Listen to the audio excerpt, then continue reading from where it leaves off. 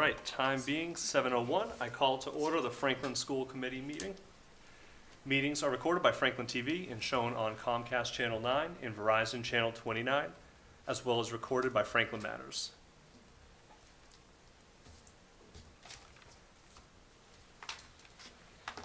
All right, so we're going to begin. We have two pledge students, Ava McAlpine and Jack Maida. Both come on up. It's time to embarrass you. Sorry. So, Ava is a diligent, highly motivated learner whose contributions to academics help to advance the learning of others. She is always kind, respectful, and helpful to everyone. Being a role model is one of Ava's many strengths, and watching her interactions with both staff and students will warm your heart. And Jack consistently demonstrates all of Parmenter's core values. However, his greatest strength is his leadership. In the classroom, he models respectful and caring behavior for his peers by following expectations and seeking opportunities to include others.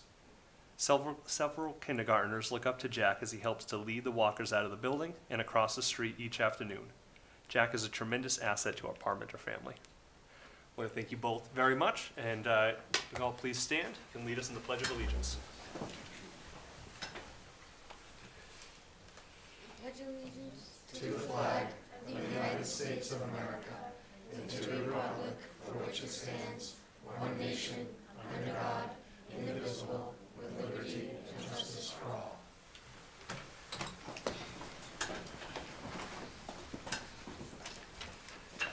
Thank you both very much. Now, as is customary, we'll pause for a moment of silence.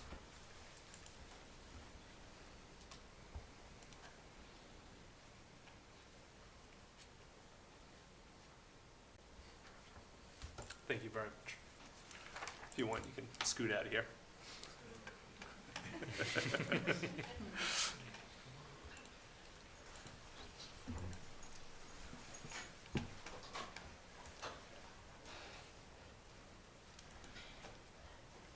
All right, and so we have first just kind of quickly going into routine business, review of agenda. Agenda look all right?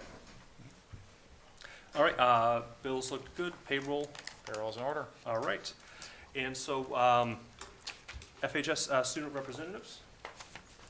So the class of 2027 had a successful freshman banquet this past Friday, and the FHS Chamber Concert will be held April 11th at 7 p.m. in the FHS Auditorium. DECA has a successful competition at the state competition, and multiple individuals will be advancing to the international competition in April. The post-high school fair will be held in the FHS cafeteria on April 4th from 6 to 8, which have 20-plus programs attending. In the class of 2026, we'll have ELA MCAS on March 26th and 27th. For the sports, boys basketball had an amazing season, making it all the way to the state championship, but unfortunately fell slightly short, losing this past Sunday. Congratulations on their great season. Huge congratulations to FHS cheer team, who are national champions. Congratulations to all the track and field athletes who competed at the New Balance national competition. And spring sports tryouts started yesterday and will continue for the next couple of days. For the class of 2024, senior banquet is on April 5th at Lake Pearl, and volunteers are needed for the all-nighter party. Many seniors will be starting senior project in the beginning of April. And then for the class of 2025, prom is on May 3rd, and the theme is luxury at Lakeview Pavilion. And tickets are on sale now up until April 11th, and the students must complete the prom contract. Thank you. Is there any kind of questions or comments from the committee? Just an incredible job to the cheer team and the boys basketball. That's an awesome achievement. It's almost like we're so used to it with the cheer team. Yes. It's like, oh, good for you. Awesome. Awesome. Well, thank you very much. Thank you. Long night, so you can take off. All right, superintendent's reports. You may not take off after this one. Okay. 2 weeks ago, we held conferences for families and received some positive feedback from them. Our educators worked hard to ensure the conferences were individualized for families. I want to thank them for their hard work and for our middle school students who had the opportunity to lead some of their own conferences as well. You heard about the FHS cheer team who won the state championship again and is headed to nationals, which is a huge, huge accomplishment. You can expect, as is customary, our state champions, we typically invite in person to celebrate. They're in the midst of their preparations for the next level, but I can envision in the future meeting we would invite them and our other areas where we've had some real success throughout the district at the state level. You may recall last year we had some art, our artists, particularly 3D art, Clay, who had submitted and received some of the Scholastic Gold Awards, which is the highest recognition you can receive in the art world. So I think there are a few different areas in which we may see different groups and programs be recognized for their accomplishments. And that's just to acknowledge, you heard DECA, mock trial, music, theater have all had successful winter seasons and have been very productive. And we're fortunate that we are able to have students who, and staff that are committed to these programs to do the work that they do. So it's a kudos to them and thank you. Next Thursday, March 28th, is a half-day professional development day for all staff.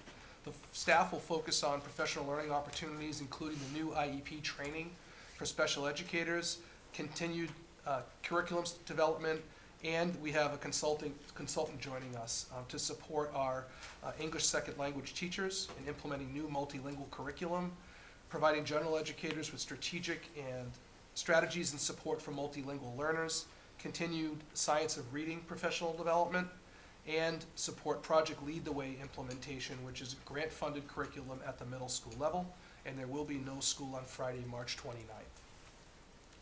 In final update for our calendar, Rosh Hashanah is on Thursday, October 3rd, not Friday, October 4th, so we are updating the calendar to reflect that, and the March parent-teacher conferences will be moved from March 4th and 5th to March 11th and 12th. And as we will update that tomorrow, so that the most updated calendar is there for the community and for any other purpose. I know Mr. Charles is working on something for the public relations related to calendar, so we'll have that update tomorrow with the accurate dates, so that can move forward.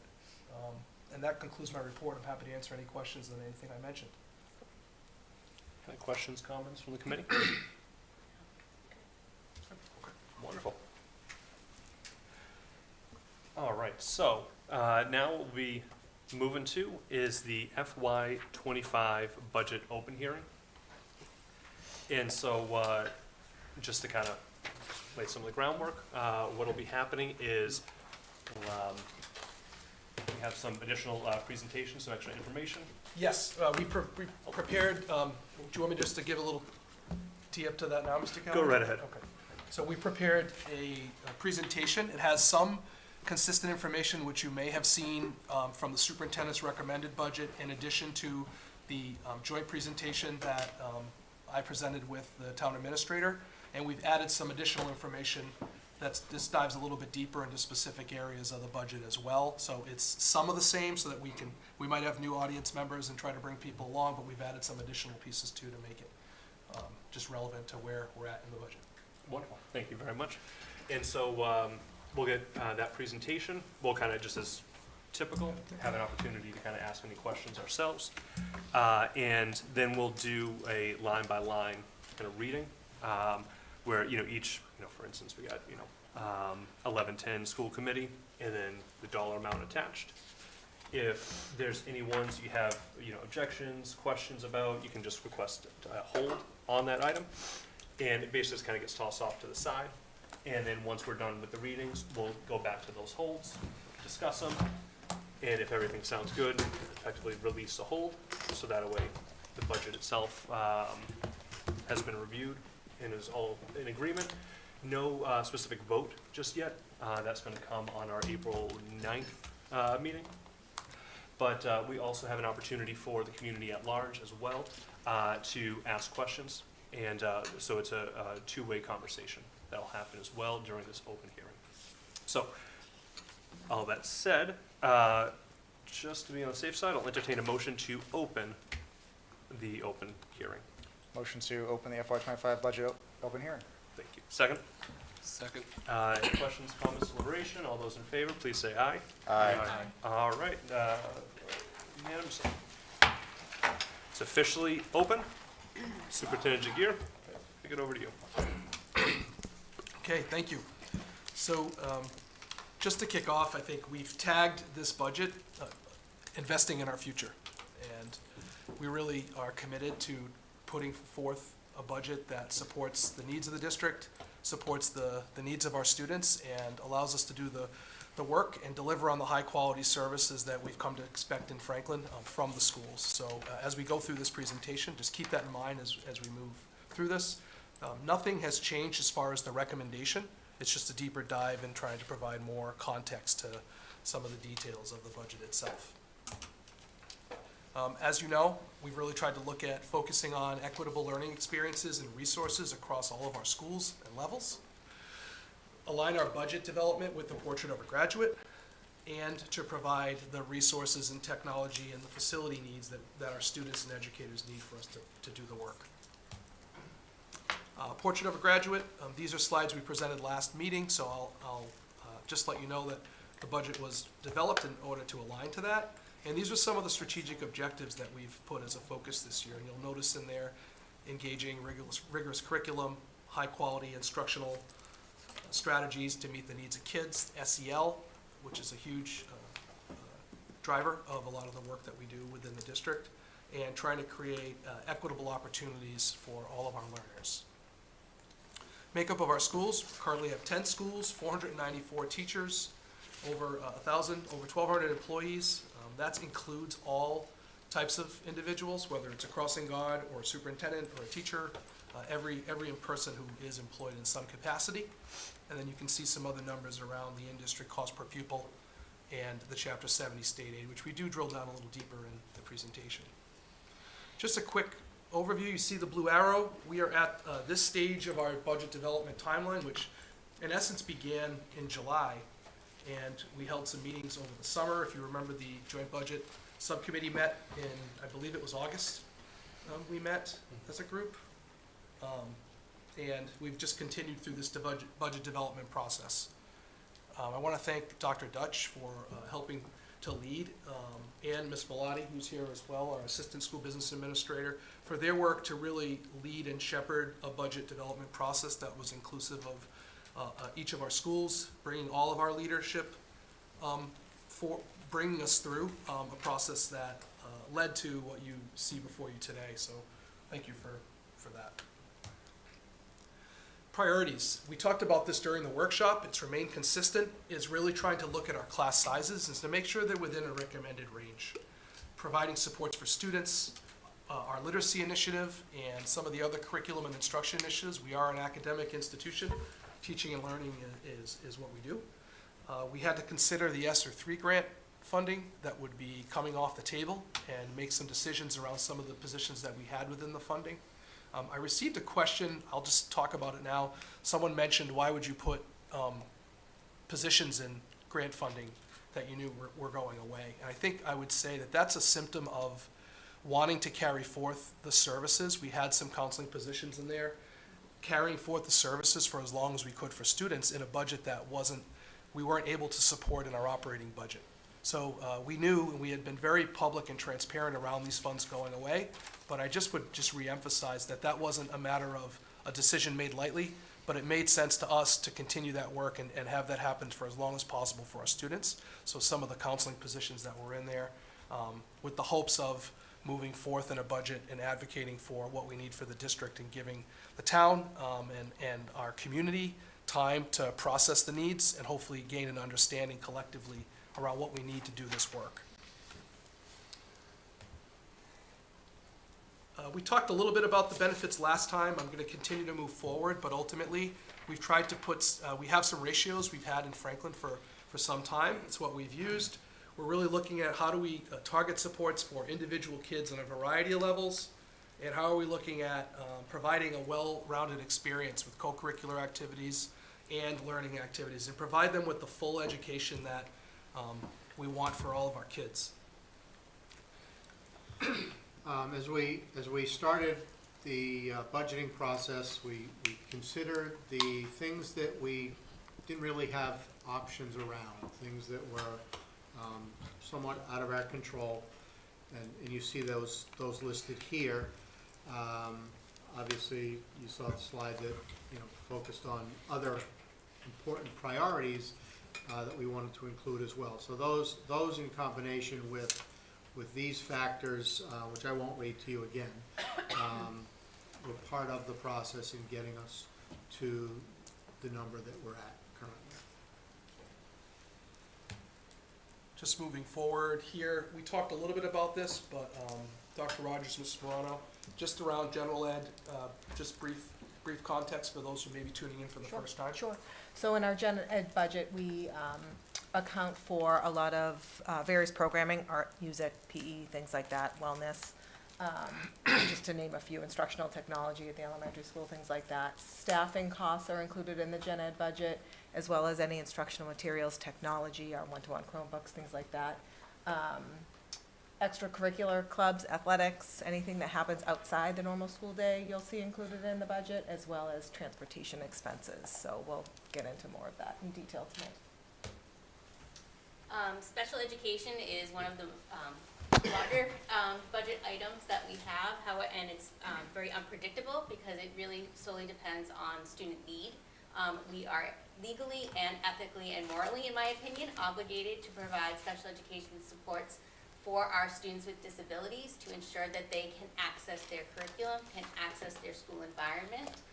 These decisions are not made lightly. They are based on data and based on student need. And the amounts and the level of funding spent is based on the nature and level of the student's level of need.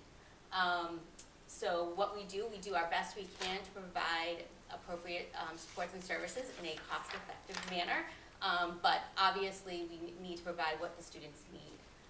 And we need to educate our students in the least restrictive environment first, but if they require more restrictive, more intensive services, then that's what we provide for our students.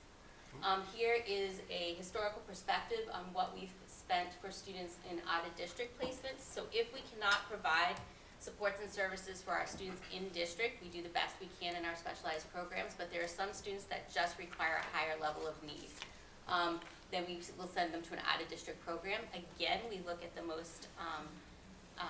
the programs that will provide the appropriate supports and services in the most economical, I guess, way. We look at, least restrictive environment, and again, looking at collaboratives, then public day schools, and then private schools, and then some students do require a residential placement. But we also try to keep our students in district. So we have a number of in-district specialized programs where we provide small group classes for our students who still receive their related services, speech, OT, and whatnot. When we see that we have a group of students that require similar methodologies and have similar profiles, we can create these in-district programs. And as you see, I've done a cost analysis of what it would cost to educate the students in district versus out of district. And we have over a $3 million savings in just these 4 programs that I spotlighted here on this chart. Thank you. Again, now to put a little quantified perspective on those obligations that were on the previous slide that was shared. So you can see what each of those are, and again, these are repetitious from the last time we spoke. The one thing I do want to draw your attention to is the increase in health insurance expense. You heard during the joint presentation with the superintendent and the town administrator that health insurance was going, I shouldn't say use the word only, but was only going up 7.5% instead of the 9.5% that we budgeted. We left the number in there that we originally had at 9.5% increase because this budget recommendation includes 20 additional staff who may avail themselves of insurance, and we didn't incorporate that into the original request. So this should give us enough of a buffer if a majority of those folks take health insurance. Other than that, I think everything else is self-explanatory since it hasn't changed. Again, just to restate what a level service budget is, it's including everything that we have right now.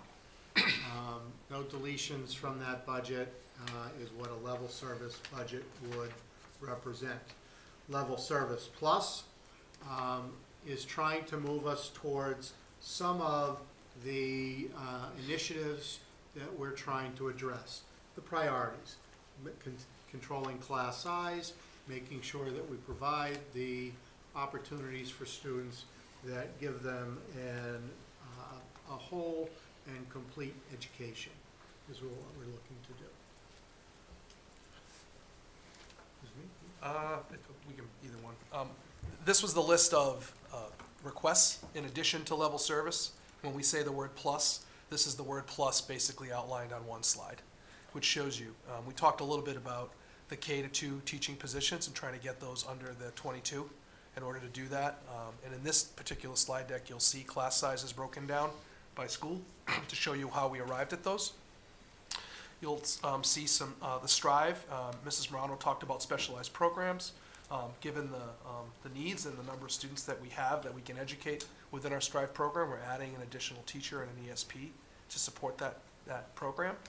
And then you'll see at the middle school level, some additional teaching and ESP and tutoring positions, and also at the high school. You see the business teacher, part of the business department, which has expanded over time, but also we are requiring financial literacy for all students when they graduate. So that's where that comes in, and librarian is part of the NEASC accreditation requirement, but also something that we saw value in when we had to make a tough decision during some of the cuts to remove that position. Similarly with our DLIs, our digital learning integrationists, we did receive some capital funding, thankfully, through the capital budget process and through the support of the town to start phase 1 of a 2-year implementation to update the touch views or the projectors at the high school. So they would replace all the projectors, which at this point have lived their life, and we have, I think we have like 28 currently that are in the queue that need to be fixed or repaired. So it's time for those to be swapped. So what the DLIs do, in addition to other parts of their role, is really work to train the teachers on how to use the touchscreen. It's like a huge tablet on the wall that replaces the projector, but that's just one example of the work that they do. So those are the positions included. This is a new slide. We wanted to put, a question came up around enrollment, and it felt, what we wanted to do was just give us a sense. This is part of a demographic report. What I will say, spoke with Dr. McKibben about the report, because you may recall in the budget book, I made a note about new home construction. His assumption was that 60 new homes would be built per year. And what we were able to learn from the planning department was that 62 new homes were built over the last 5 years. So the number here is slightly higher than what he would project. He does give himself an error percentage, just because these are humans and bodies and movement and sales, and a lot of factors go into like how these numbers come to be, but there was an acknowledgement that the trends don't change. So the increases and decreases don't change, but the numbers themselves could be higher than what could be forecasted. And he said, conversely, if everybody over 70 decided to sell their home because of home sales or interest rates, that can throw off a community as well. So there's variables out there that we can't control, but this is the this trend of, by 2025, you'll notice that our elementary begins to stop declining, stabilize, and then starts to steadily climb. It doesn't increase by over 100 students in that time, but it does stop declining in enrollment. By the time you hit that red, see where that red square is? That's the line. Now it says here 2052 to 2055. So we're not talking about a huge change, but just important to point out. You'll notice at the middle level, they will continue to decline into 2029, 2030, and then they start to make their way, right? That's because you have the class sizes of students moving through the grades, which impact the smaller classes that were at elementary will filter through middle and through high. You'll notice at the high school, through 2032, they continue to decrease, and then they will start to change as well. And what that means for the district is at a district level, so when you hear declining enrollment, it's really important to acknowledge that we will see declining enrollment. But if you look at it by level, it's very important to understand where those enrollment declines are, because the total number, we decline all the way through 2032. But if you look at the elementary, middle, then high, they stop declining sequentially, just to give you a sense of the trend. And it just felt like the right level of detail to provide without turning this into an enrollment presentation. But these are factors that we have considered as well at this time. So then class sizes. So where did we, so these are all of the class sizes and what we are projecting we can expect with no change. This is based on numbers that we have today. So just know, doesn't incorporate summer move-ins, things like that, but we're trying to just provide a model of looking at class sizes and where we came up with them, and then what does that do for the average. If we weren't to add those positions, that's where the class sizes go. And I think of some of the questions we received this fall. If you were to go from, I'll use the example of the Jefferson K. If it's at 48 for two sections, it's at 24 kids. If you look the top left block, by adding a third, it does drop it down, but by not, you're starting at 24 to begin with off the bat. So when we thought about our priorities around class size, that's if no kids move in to the Jefferson district from now until September 1st, but also if we're planning and recommending a budget and trying to stabilize, this was an area where, just to show that, to illustrate the difference between 2 or 3 teachers and how that can look. Same thing here. And then we didn't do that for the secondary. It gets a little trickier when you start thinking about mixed grades at the high school level and how electives work and whatnot, but we did provide some grade level projections on classes. So we talked a little bit about this last time, and I mentioned it during the joint presentation. What does this budget get us? It's not only the new things that we've asked for, it also helps us preserve the great things that we have here. We be able to preserve our academic programming. When I think about the variety of things that we offer from that list, not just AP classes but all of the varied types of senior project, all of the electives that we want to offer or can offer across the high school, the support services, tiered intervention, the level of counseling that we've worked really hard over time to build up a counseling core that allows us to support the needs of students, which was certainly heard loud and clear from our community when we reached out to figure out what were some of the priorities at that time. And we also conducted a coordinated program review, which Mrs. Morano led, and there were recommendations in there about getting our counseling caseloads in a range where they're able to service students at a reasonable amount, and that's where we've built that up. So it would be hard to take a step back and not continue that work and have that there. The other piece I'd mention is just the co-curricular activities. We often talk about the success. Sometimes when we're having a budget conversation, it's a bit of a curse to be successful, but do it the way we end up doing it on very shaky ground if we're able to continue these particular programs. But our teachers, our students, our families who support these programs and their students do a phenomenal job, and I think that's what makes this as much of a success as possible. We've been meeting with cost center after cost center continually, not just through the budget development process, but even as earlier this afternoon, to just talk through impacts to budget, trying to plan ahead, and we're at a point where we want to preserve all these things on the left. And on the right, I mentioned this, it's about trying to reinvest in ourselves and put ourselves in a position where we not only stabilize ourselves, but we actually take a leap forward. Because to me, it's not enough to just survive. It's about trying to, how do we move the district forward in a way that sets us up and positions us well to be able to think innovatively, to do more than focus just on how we'll tighten the budget or cut or make the cuts that we don't want to make, beyond enrollment, obviously, or a variety. If we have data to support that a position's not serving in a way that works, those are different conversations. But when we're talking about making the cuts that we have to make in May and in June, what we want to be planning and being innovative and try to work through some of these particular, we talked about early college and dual enrollment last meeting, innovative career pathways, trying to look at what we're offering, and if we can demonstrate a pathway in high school and even as early as middle school that leads to a series of coursework that we can demonstrate and show that are tied to one another, that help prepare students for the next stage in their career, their life, whether it's college or direct job placement or credentialing in some way or certification. How are we organized in a way? But it's tough to do if you have to chip away at your electives over time and not support the big idea. So these are just a few of the partnerships that we have begun, but we're waiting to make sure that we have the staff to support these things. The fire station is up there. I gave that example at the last meeting, where we have been in talks with them around EMT prep courses, so that students can graduate with that certification and move on. There's a variety of other ways we can look at this.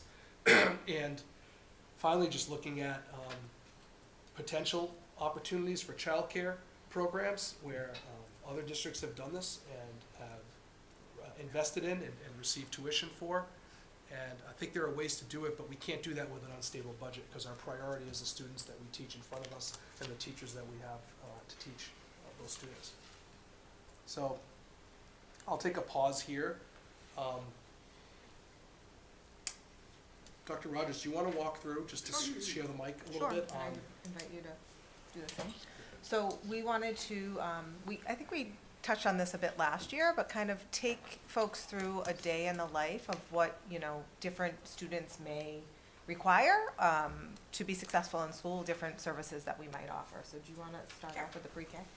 So at ECDC, if we have a student with autism, they'll have their classroom teacher who's both dual certified. So our ECDC teachers are both special educators and general educators. Most of the students will have an individualized educational plan, as I talked about, which outlines their supports and services that they need to access their curriculum to learn the skills. It identifies the lagging skills that they have, how are we going to set goals, and what supports and services we're going to need to make sure that student achieves those goals so that they can access their curriculum in the school environment. So they're going to get specially designed instruction, which typically is delivered by our special educators or our educational support professionals. And some of our students require transportation. They can't access their ECDC program unless they come in on a specialized vehicle, one of our vans. The people that, the adults in their school environment that will touch them, that will help them educate and make progress will be their special education teacher. They might have a speech language pathologist that will provide those communication services. They might have an augmentative assistive communication device, an AAC device, like an iPad, which is their voice. It's their language. They cannot speak on their own, so they have this device that helps them speak and express their wants and needs and ideas. They might have an occupational therapist that helps them work with their fine motor skills, a physical therapist that helps them access the building, improving their mobility throughout the building. They might have a certified behavior analyst, a BCBA, which might help observe them and help the teachers, help them regulate their emotions and their behaviors. And obviously, like I said, they might have an educational support professional. If we go into our third grader, so we might have a third grade student who might be identified with some type of emotional disability. It could be through trauma that they've had throughout their life, or they could have anxiety disorder or any other type of emotional disability. And there might be some behavioral concerns, so they might have trouble regulating their behaviors. So they'll have their classroom teacher. They'll probably have a school adjustment counselor to help with their counseling support. They might have a support and safety plan in place to make sure that everyone knows how to help this student dysregulate if they're regulated, to regulate if they're dysregulated. They'll have some behavior supports. And we might be collaborating with the Department of Children and Family because they might have some outside services. They also might have some outside counselors that our special educators, our counselors might consult with. Other people that might be involved in their education would be a special educator, a school adjustment counselor, again, an education support professional, BCBA, our social worker. We are fortunate that we have a social worker throughout the district that helps collaborate with the outside resources or provide outside resources for the parents and families who might need some assistance with identifying counselors or might need some wraparound services, some family support, some mentoring for the parents, or might need maybe there's some food insecurity, so we might give them some resources to their homes. And they might have a safety team. So if the student becomes really dysregulated and we really need to keep them safe, there might be a number of people who have special training on how to help them regulate their behaviors and make sure they're safe in the school environment. And then I jump into this possible potential fifth grader who maybe doesn't have an individualized education plan or specific disabilities, but maybe has some lagging skills. So, you know, they're accessing most of their curriculum tier 1 in the gen ed classroom, but maybe for a particular unit of study, maybe a particular skill, they need a bit more support. So you can see here there's additional support with explorations, that every fifth grader is given this opportunity to participate in this explorations. They might be part of a student support team referral, and where you have math specialists or literacy specialists with counselors, with team chairs, with principals and assistant principals sitting around a table trying to identify what the particular need is for the student, to then identify tier 2 skills, which we've kind of shown you that roadmap before with, you know, the cul-de-sacs that come off. So just for a short period of time, the student may be getting additional support from a math or a literacy specialist, from an academic interventionist, or from a Title I interventionist. So we can move to the next slide. So we may have a sixth grader with a language-based learning disability. So they would have, again, a classroom teacher who gives them their overall instruction, but they also might have an individualized education plan that outlines the methodologies that work for that student so that they can access their curriculum. They'll have some specially designed instruction from the special educator, or a special educator who's specifically trained in a multi-sensory research-based reading program such as Wilson or Orton Gillingham that will provide their reading services. The speech-language pathologist may be involved, and of course, our educational support professionals would be involved to help them. So as you can see, this kind of, we've taken you through tracks of a few students. The last one I think I'll highlight here is maybe an eighth grader or a student whose primary language isn't English. And so when that's the case, they also, not only are they in a general education classroom accessing English curriculum, but they're also supported by ESL teachers in an English language development program. So they are pulled in a small group to learn English language development while also accessing classroom instruction. And what I would say is that in addition to a classroom teacher, all of our classroom teachers where we have students whose primary language isn't English are SEI endorsed. And what we try to do is work with our community of teachers. I think in all of this you'll see is trying to provide high quality professional learning opportunities throughout, because needs of students are changing and evolving, and we're trying to support our educators in that. And then this gives you kind of another span of our high schoolers, you know, our 18 to 22 program, and some of the touch points of folks that are there. And then we went through and just, you know, students who may have disabilities or trauma or English as a second language, or a general education student, all have access to the extracurricular activities like jazz band, like DECA, like mock trial, like athletics. All of those offerings are there for all students, but we just tried to highlight here the amount of individuals that are touch points that support students throughout their academic journey through the Franklin Public Schools.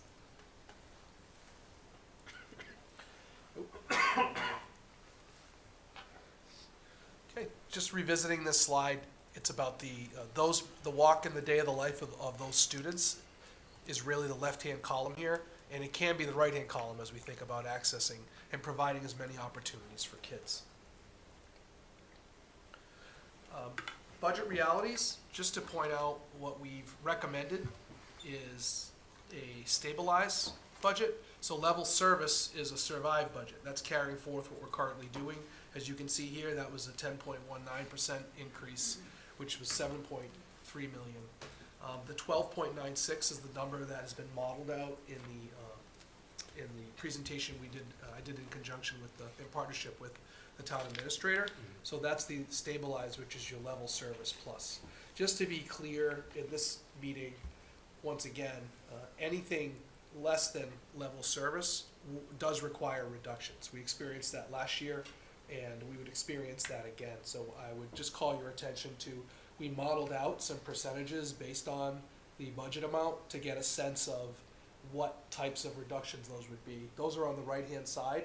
If you look at deficits, Obviously, there's no deficit if there is a level service or above, but below level service, you can start to see if there's a 2.5% increase, for example, it's a $5.5 billion deficit. And then as the increase, you'd see that the deficit does decrease. That's just basically the relationship between the two. So this is just the slides, the impact of not, obviously reductions in staff and higher class size. Increased in fees, I think what I would mention to this group, anything less than level service, we would have to look at the programs that we're offering.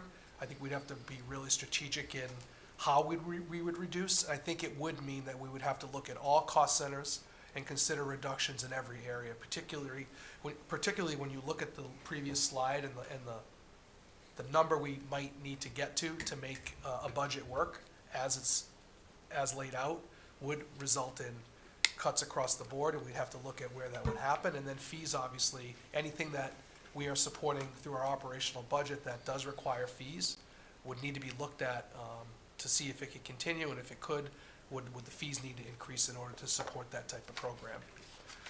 Programs in general that are not fee-based, looking at reductions and cuts in those particular areas, it's too soon to say what would be cut. It's all predicated on what we would be expected to do, but anything less than level service is going to result in these being the impacts. I just want to be very clear with our community on that. Elimination of activities, we've experienced that already at the middle level last year. The budget that we're proposing looks to restore what was cut last year with regard to middle level activities, in addition to the other items on that slide. And I just think another impact of an underfunded or an unstable budget is really the impact on recruitment and retention of staff.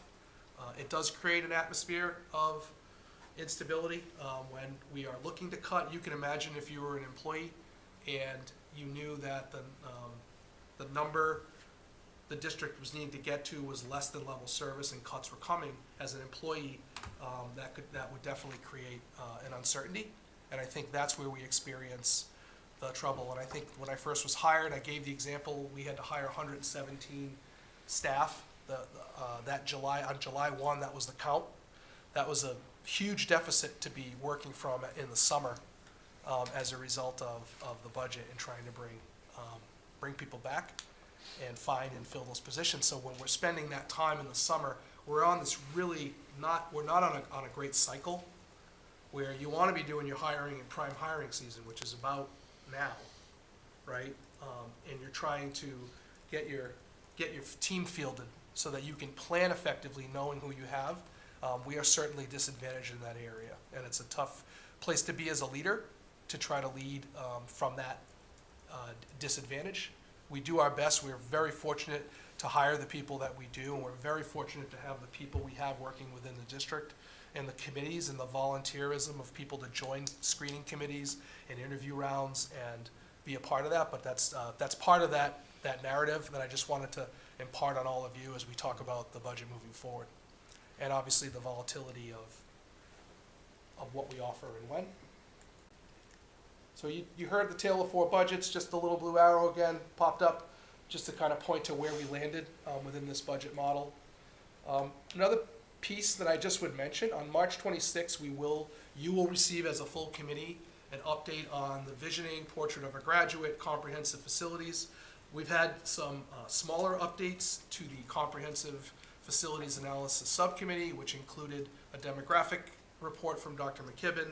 It included a report from the architect who did an educational appropriateness walkthrough. It felt like at this point to just broaden that conversation and include all folks before any recommendations are made, was to bring that to the full committee and conduct some community focus groups, focus with staff, parents, and students and others as a result of the work that's been happening. I wanted to mention it because I do think as we look at the forecast, it does impact our budget when we think about how we're moving forward. When we look at how we're providing our learning, as we're starting to create and advocate for staff, for programs, That's all about visioning for the learning environment we want for the students. So it is budget related because you need the resources to deliver on what the vision is for kids. And finally, the facilities assessment. We need to take a hard look at our facilities and see how are they designed and are they best supporting our kids to do what we expect to do within the four walls of our schools. So these are all part of a larger plan. It says school master plan, not to be confused, Mr. Sherlock, with the town's master plan, but the idea is we are looking at a multi-year strategy that helps us. And that does have budget implications, so that's why it's in the slide deck for you today to talk through. March 26th is more detailed. This is not a presentation on this topic, but I do think there are correlations. So this kind of puts all of the revenue on one slide for you so that you know where the $89 million that represents our budget in totality comes from. So you've got Chapter 78, which is $29,343,000 plus. Circuit breaker is $3.8 million, and that has to be spent on special education students. Local revenue is what we're asking for from the town, and that is inclusive of Chapter 78. So that $81 million request includes the $29 million that you see for Chapter 70. Grant funds, $1.5 million are being anticipated and put against the budget. That does not include circuit breaker. In some of the budget documents that you've seen, the grant fund number was larger because it included circuit breaker, but I did want to separate it out there so you can see that amount by itself. And then revolving funds would be $2.5 million also being put against the budget. So that's where, those are all of the revenues that we are utilizing to provide services to students. Chapter 70, so you saw that number up top of 29 million, 29.3 million. This is an explanation of how where that number comes from. So the state determines an adequate dollar amount to educate all of the students in Franklin, 66.5 million. They determine that the town should be able to afford to pay 49.9 million, and the remainder is the 29,343,000, which is our state aid. Okay, that's the hold harmless number. The actual number, 49 plus the 16 million, would get us to the 66 million that they're suggesting. So our state aid should be 16 million, when indeed it's 29 million. So we are held harmless in the amount of 12 million, or $12.6 million. We are a minimum aid community, so you'll see something later on the Student Opportunity Act.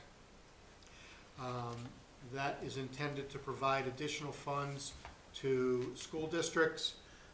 Franklin, because we are held harmless, we are a minimum aid district, so we get $30 per student, where others get significantly more, obviously. So that, kind of is summarized for you at the bottom.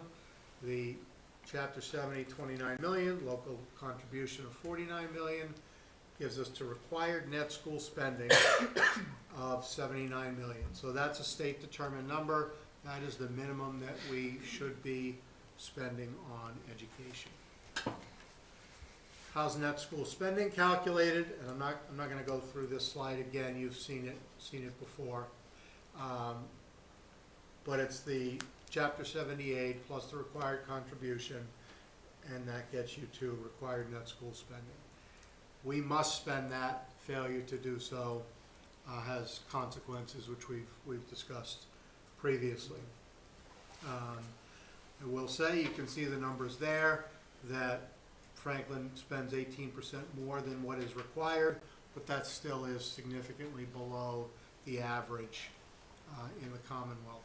And we'll talk a little bit more about what that means a little bit later. This is a graphic depiction of where we fall as it relates to net school spending compared to the other communities. And every one of those blue dots is a community, so they just didn't label them all. Per pupil comparison, you can see where we are in FY '22. We're always lagging 1 year behind with the data. Franklin is almost $3,000 below the state average in per pupil expenditure. That's in district. Total per pupil includes our out-of-district students that are in special education programs, not here. And you can see we're still $2,500 below the state average there as well. Oh, did you want to go back to that? No, that's fine. And again, this is a graphic depiction of where we are as it relates to the wealth of the community versus what we're spending. And I think it's important because it doesn't just represent education. It really represents, you recall the superintendent was talking about the pie, and the pie is too small. And that's the reason we are where we are here, is because the pie is too small. There isn't enough revenue coming into the town of Franklin, in comparison to the value of property and per capita income as represented by the state. Not my opinion, but the opinion of this data. This is the summary slide. We already presented this earlier, but it just is a review of what's being asked above level service. And just the budget process, just to talk through next steps. This is the meeting where this is the public hearing currently. If you look at the top rung, we're about to head into what will be a final a vote by the school committee in April, on April 9th, I believe that's the date. And then from there, we would lead into, when we have an approved budget from the school committee, we move into the rounds of going through the FinCom and then town council for the public hearings that they will hold with an ultimate final approval of a budget by the town council sometime later in May. The hearings are in late May, typically by the first meeting in June, I believe they finalize their votes. Okay. Any questions? First, thank you very much. This was fantastic. A ton of, I know, so much time and energy went into creating this. Fantastic presentations all along the way. A lot of great information, so I really, truly appreciate it. So, as stated, we'll first just kind of start with any questions, comments from the committee before kind of going into the line item. If there's any. Yeah. Excuse me. Can you go back to that slide about the revenue? Just Sure. want to see that and just get some clarity. Yes. Okay. So what we're saying here, the Chapter 78 is included in that local revenue number. Is that correct? That's correct. Okay. And then the circuit breaker, is that? In most documents that you've seen, it's been included in Okay. grants. Okay. So I guess from a math perspective, like what are we adding and subtracting You should here? be adding everything except Chapter 78. Okay. If you add all of those items together, I hope they come to 89 million and change. Gotcha, cool, yeah, thank you. Just wanna make sure that it's clear for the public that this, although the ask is for the 81.3, it's really larger because there are other funds that are coming to offset that total amount that the town has to pay. Correct. Thank you. Alright, cool. So that was one, and then I think if you can go back to the slide around, I think it's 2 slides over. Which, what was the topic? I think it was for the net school spending. Actually, go back one. Yeah, I guess this works. So the state is determining that we as a school district have to spend 79.2 million. Is that correct? Correct. Okay. And then our budget ask is for 8.1 million. 81 million. Yes. So, or is it, or are we accounting for that 89 million? It's- I guess which is We don't account for the 89 million here because that's revenue and grant funds. gotcha. Okay. When we talk about net school spending, we do talk about revenue and grant funds there. Okay. So, if we are less than the 81.3 million, or if maybe I'm just confusing myself. So, if our increase is less than the 81.3 million, it's below that number, we would be fined as a town, or I guess what happens at that point? There are potentially consequences as far as participating with MSBA. They wouldn't allow you to participate in the MSBA programs, as an example. I'm not sure what some of the other, they wouldn't be withholding grant funds or anything like that, as far as I understand. But it would be, I know MSBA is one of the component, the things that would be off the table for us to be engaged with. Okay. Thank you. Thanks again. Seen this quite a few times, and I feel like there's always so much more to cover. So I wanted to go ahead and start on slide 17, if we could. I'll try and go in order to keep you from jumping back and forth. Figure out which 17 was. Okay. It's the enrollment. Just looking at Yep. the student numbers. This one? No, the enrollment, the other enrollment. Yeah, so all three of these kind of all bring it together, you know, so I think one thing that here is very interesting to me is the idea that we can kind of fluctuate our teachers very quickly in response. So if we have 50 students here, 50 students there, you know, whether it's up or down, we can't just, that's not one teacher or two teachers. Right. That is, you know, if you think of it across kindergarten, you know, so we had 30 students in kindergarten, which it looks like a couple years we'll be seeing an increase like that.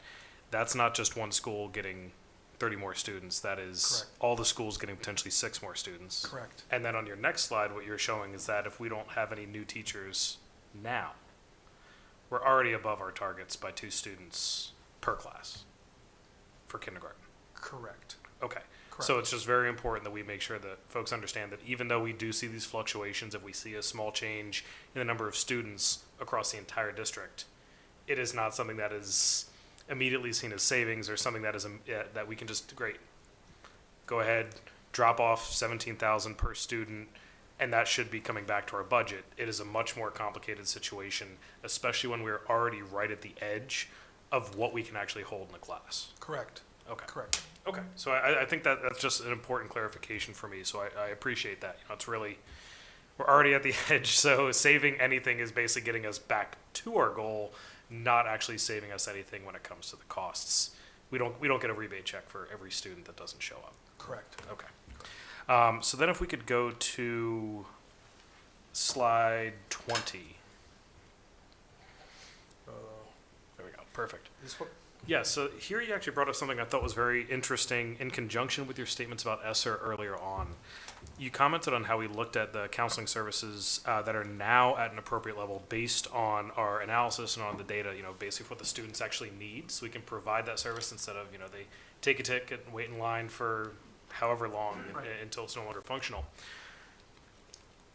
From the sounds of it, what we did there, and I think this is what you said at the beginning, is instead of doing short term, just, hey, we want to buy something fun, you know, for right now or something that we think might be important for just 1 year, you took those ESSER funds and then you invested them in something that you thought was going to be significantly more important as a long-term investment, saving the town a significant amount of money over those periods of time by basically detracting from other parts of your budget, accepting that, and then taking these funds to help offset these costs for the students, which they need, Right. which we've already established that basically we got up to the requirement. So it was very much so a smart investment It was at the time. strategic. It was strategic in the use of those funds to provide the supports that we desperately needed for students in the mental health counseling area, particularly in time. Think about ESSER funding and the reason for the ESSER funding was really to support the needs of students coming out of the pandemic. So one of the major areas was around student mental health. I think we had multiple conversations around that publicly.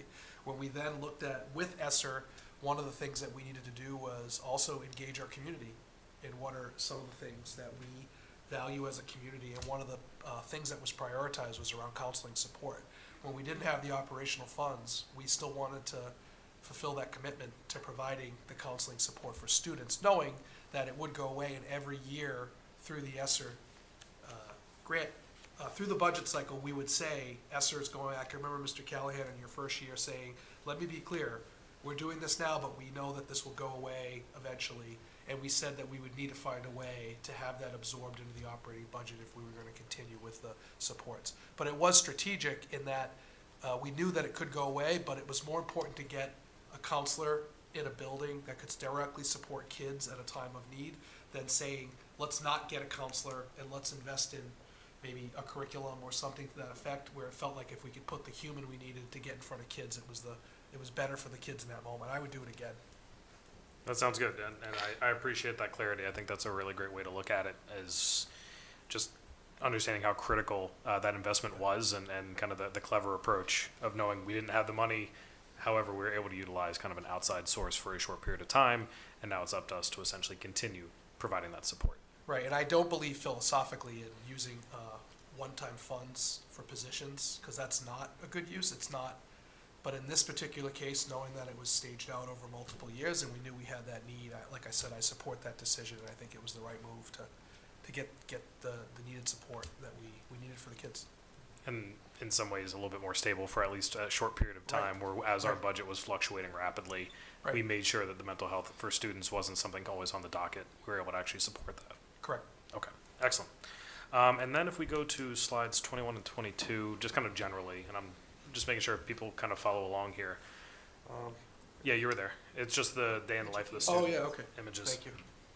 You know, so I think this is also a very interesting idea of, you know, again, looking at the entire support system required, and then also going into the details surrounding, like you said, onboarding people and finding finding teachers is hard. Finding people with these kind of specializations it kind of kicks that up a few levels, as I can only imagine. So I think it's very interesting that you kind of look at all these different requirements that students are required, and Ms. Morano, please correct me, some of these are legally required in order to support these students. So this is not like, we think this is a fun idea, here's a new title. This is in order to actually perform the services that we are required to do so by the state, and morally, we have to have these kind of supports. So these are very challenging roles to be able to fill, and really benefit from us having some kind of stable budget going forward, so that we don't have to try and fill these constantly, which has a much larger impact than it looks on paper. And this also illustrates the supports required. So when, I think sometimes a narrative can be, if your enrollment's declining, how are costs going up? Sometimes people can, that's a logical question. And I think what I would point out is, look at the level of support needed to support a school system and the students within it today versus even a decade ago or longer. So I think it's worth mentioning, not only are costs increased going up from inflation, but the types of roles that accompany a classroom teacher in school are different than they were when I taught, or prior to that, obviously. So there's a variety of people who support kids in a variety of ways. So this definitely illustrates that, and we tried to show that as an example. Well, and I think actually slide 22 I found very interesting from slide 23, here we go. The 12th grader, although we do provide a title and kind of a rationale for why the student might need extra support, I find it very interesting that just about all the major things that they're being supported with, all the additional positions that are required to make sure that the student excels, has nothing to do with that. It does. This is just a 12th grader in Franklin needs, for the quality of education that we expect and we all essentially demand, we need all that in addition to their educators, in addition to the support staff, in addition to the principals, vice principals, everything else around it. That's what we need to set on the table. Correct. Okay. Yeah. I just want to make sure people don't think that, it's just, we're listing out all the different challenging situations and the harder situations. Our standard students, we provide them with a fantastic education. In order to do that, there's a significant cost outside of just a teacher in a classroom with as many people in there as possible and a principal standing over them saying, this is how, this is how you do it better. There's a lot more for every single one of these students. Yes. It also goes back to the idea of, great, one person comes out of that class, that entire cohort doesn't suddenly drop. You can't say, oh, well, we have, 5 less students, well, we're not gonna have, AP teacher and the athletic director. Correct. We still have that same exact overhead, that same exact support system that's required. Okay, so that's great. I'm working through my list pretty quickly. So then coming down to slide 27, I think this is just to reiterate a little bit, as you're commenting on these teacher challenges and how hard it is for us to try and recruit in some ways after the fact, when there's already, when we're already known as an area that it can be challenging to actually start your role in and be retained, simply because you don't know what's going to happen year to year. Coming back to all those additional support positions, those are even more challenging for us. And those are the people that can choose to leave. So that's this turnover most likely that we're seeing, is these are the high quality folks with additional qualifications. So we have great teachers that we're able to retain. Some of them have multiple specialties. Some of them have a real passion for what they do and have stayed here with us. But for teachers that want to be in a more stable position, that have those special qualities that we need for specific programs, they're the ones we're losing. They're the ones that are also harder to try and get back in. That's Generally, fair to say. That's fair to say. Okay. I think it's a competitive market for folks with specific, specialized titles, depending on the supports and needs. It's competitive in general because of the need across education as an industry, along with other industries. We heard, we had a conversation with the fire department around their needs in trying to recruit firefighters, and it was an example around trying to find high-quality people to serve in these types of roles. So, we're experiencing it as well. Okay. And then on slide 31, I think now we're going to get into a couple of questions for Dr. Dutch here. This one? Next one. So in looking at this, and I just want to make sure that this is clear for everyone. So we're getting 12.6 million that we don't deserve. This is just basically a math situation from how it was originally calculated. Formulaically, we don't deserve it, that's correct. Correct. So kind of what that comes down to is when it comes to looking at the wealth in this town and the capability of people to actually fund our school and our town, we should theoretically be able to cover that ourselves, according to the formula. Correct, and keep in mind that number, the 29 million was based on an enrollment In the 90s? a while ago, at least 10 years, if not more. Okay. And so that number has only gone up very, very minimally. And the expectation is that the district should be making up the difference over time to keep us and get us back down to, as you said, the 16 million that we should be getting from the state. And we haven't closed that gap. So essentially what this is there's other towns, so many of the towns around the area that either are better off or worse off than we are financially, are actually paying us. And we're not covering. Indirectly, yeah, they go up to the state, then it comes back, but we are actually taking in from the surrounding communities at a higher rate than I think anyone else outside of Boston? Outside of Boston. Okay. Yes. All right, and then you said we're also in the top 15th percentile for wealth? Well, And I think the other interesting point there, and I've heard this around a bit, is looking at the wealth and how this local effort is calculated. There's obviously a concern when it comes to looking at housing costs and how much that factors into this. And I think it's interesting, especially following the boom that we've had, unless you're, getting money off of your house every single month, it doesn't really help in the day-to-day. But this calculation is predominantly based on income, is it not? I'm not certain as to what the Okay. formula is and how their items are weighted. So I think it's close to a 3-to-1 ratio, income to home ownership costs in the town. Okay. So what that's actually reflecting is not just, hey, our homes are all worth more, it's actually the income in this town has substantially increased over that period of time. So I think that's just kind of another interesting thing here. This is not us saying, great, no one's moved, nothing's changed, but on paper, everyone's house is worth more. This is actually on paper, everyone's making more. Therefore, we're being asked to contribute at a higher level. Okay, almost done, I promise. And then the other thing that I was kind of looking at, comparing back to our discussion during a previous meeting,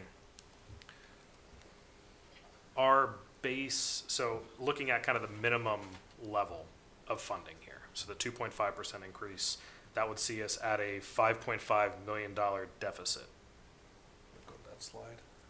Yeah, I had slides for everything else except for, there we go, perfect. So $5.5 million deficit is a 2.5% increase over fiscal year 2024. That amounts to roughly $1.8 million. Correct. From what I remember, and feel free to correct me, the town's expecting to bring in an additional 3.2 million next year. That's for everybody. That is not just for us. As you said, that is the entire pie goes up by $3.2 million. And from what I also remember is that the town already has its own obligations totaling almost $3 million for next year before we get to have our conversation. So that means that if we were to actually get the remainder of that, we're looking at less than $500,000 floating around just based on raw increase as expected. So not looking at taking from anybody, as you've always said, it's about the entire pie. If everyone got just the basics, just the contractual obligations, just the guarantees that they're required to get, next year the school would be looking at hundreds of thousands instead of a minimum of 1.8 million if we just depended on what the town's going to take in next year. If the 3.2 million was divided and the town's needs were taken first, were addressed first, yes, that's true. So it comes back to the idea of essentially someone has to sacrifice if no additional funds come in. Either we get the basic services that we've had, which, as we found out, does not include any kind of road repair for anyone who has had fun driving on the roads recently. If we were to just say everyone just gets as they're asking for and it all kind of comes up, there's not enough money, period, There's not for the enough, yes. bare minimum of what that slide shows. To meet the required obligations as they exist, both for the town and the school department, there is not enough money to do that. Okay, so essentially what we're talking about here is, because I know the concept of an override has been raised, there's not money now for all of us. No. So really what the question should be is more so about the amount of override dollars that are requested, not necessarily whether there should be one or not. If people want the very bare minimum, including at least $5.5 million in cuts to the school, we're looking at like $1 million, $2 million just to get over that situation. Right, and last presentation with the town administrator, I thought I appreciate the question, but he had outlined, there's not enough money currently coming in revenue to support this ask, never mind the asks of all of our departments. Right. So essentially we're in a situation now where It's that everybody high- has that need, and I think that's the view, and I think you did a really great job in that presentation of expressing that. We're not asking for more of it.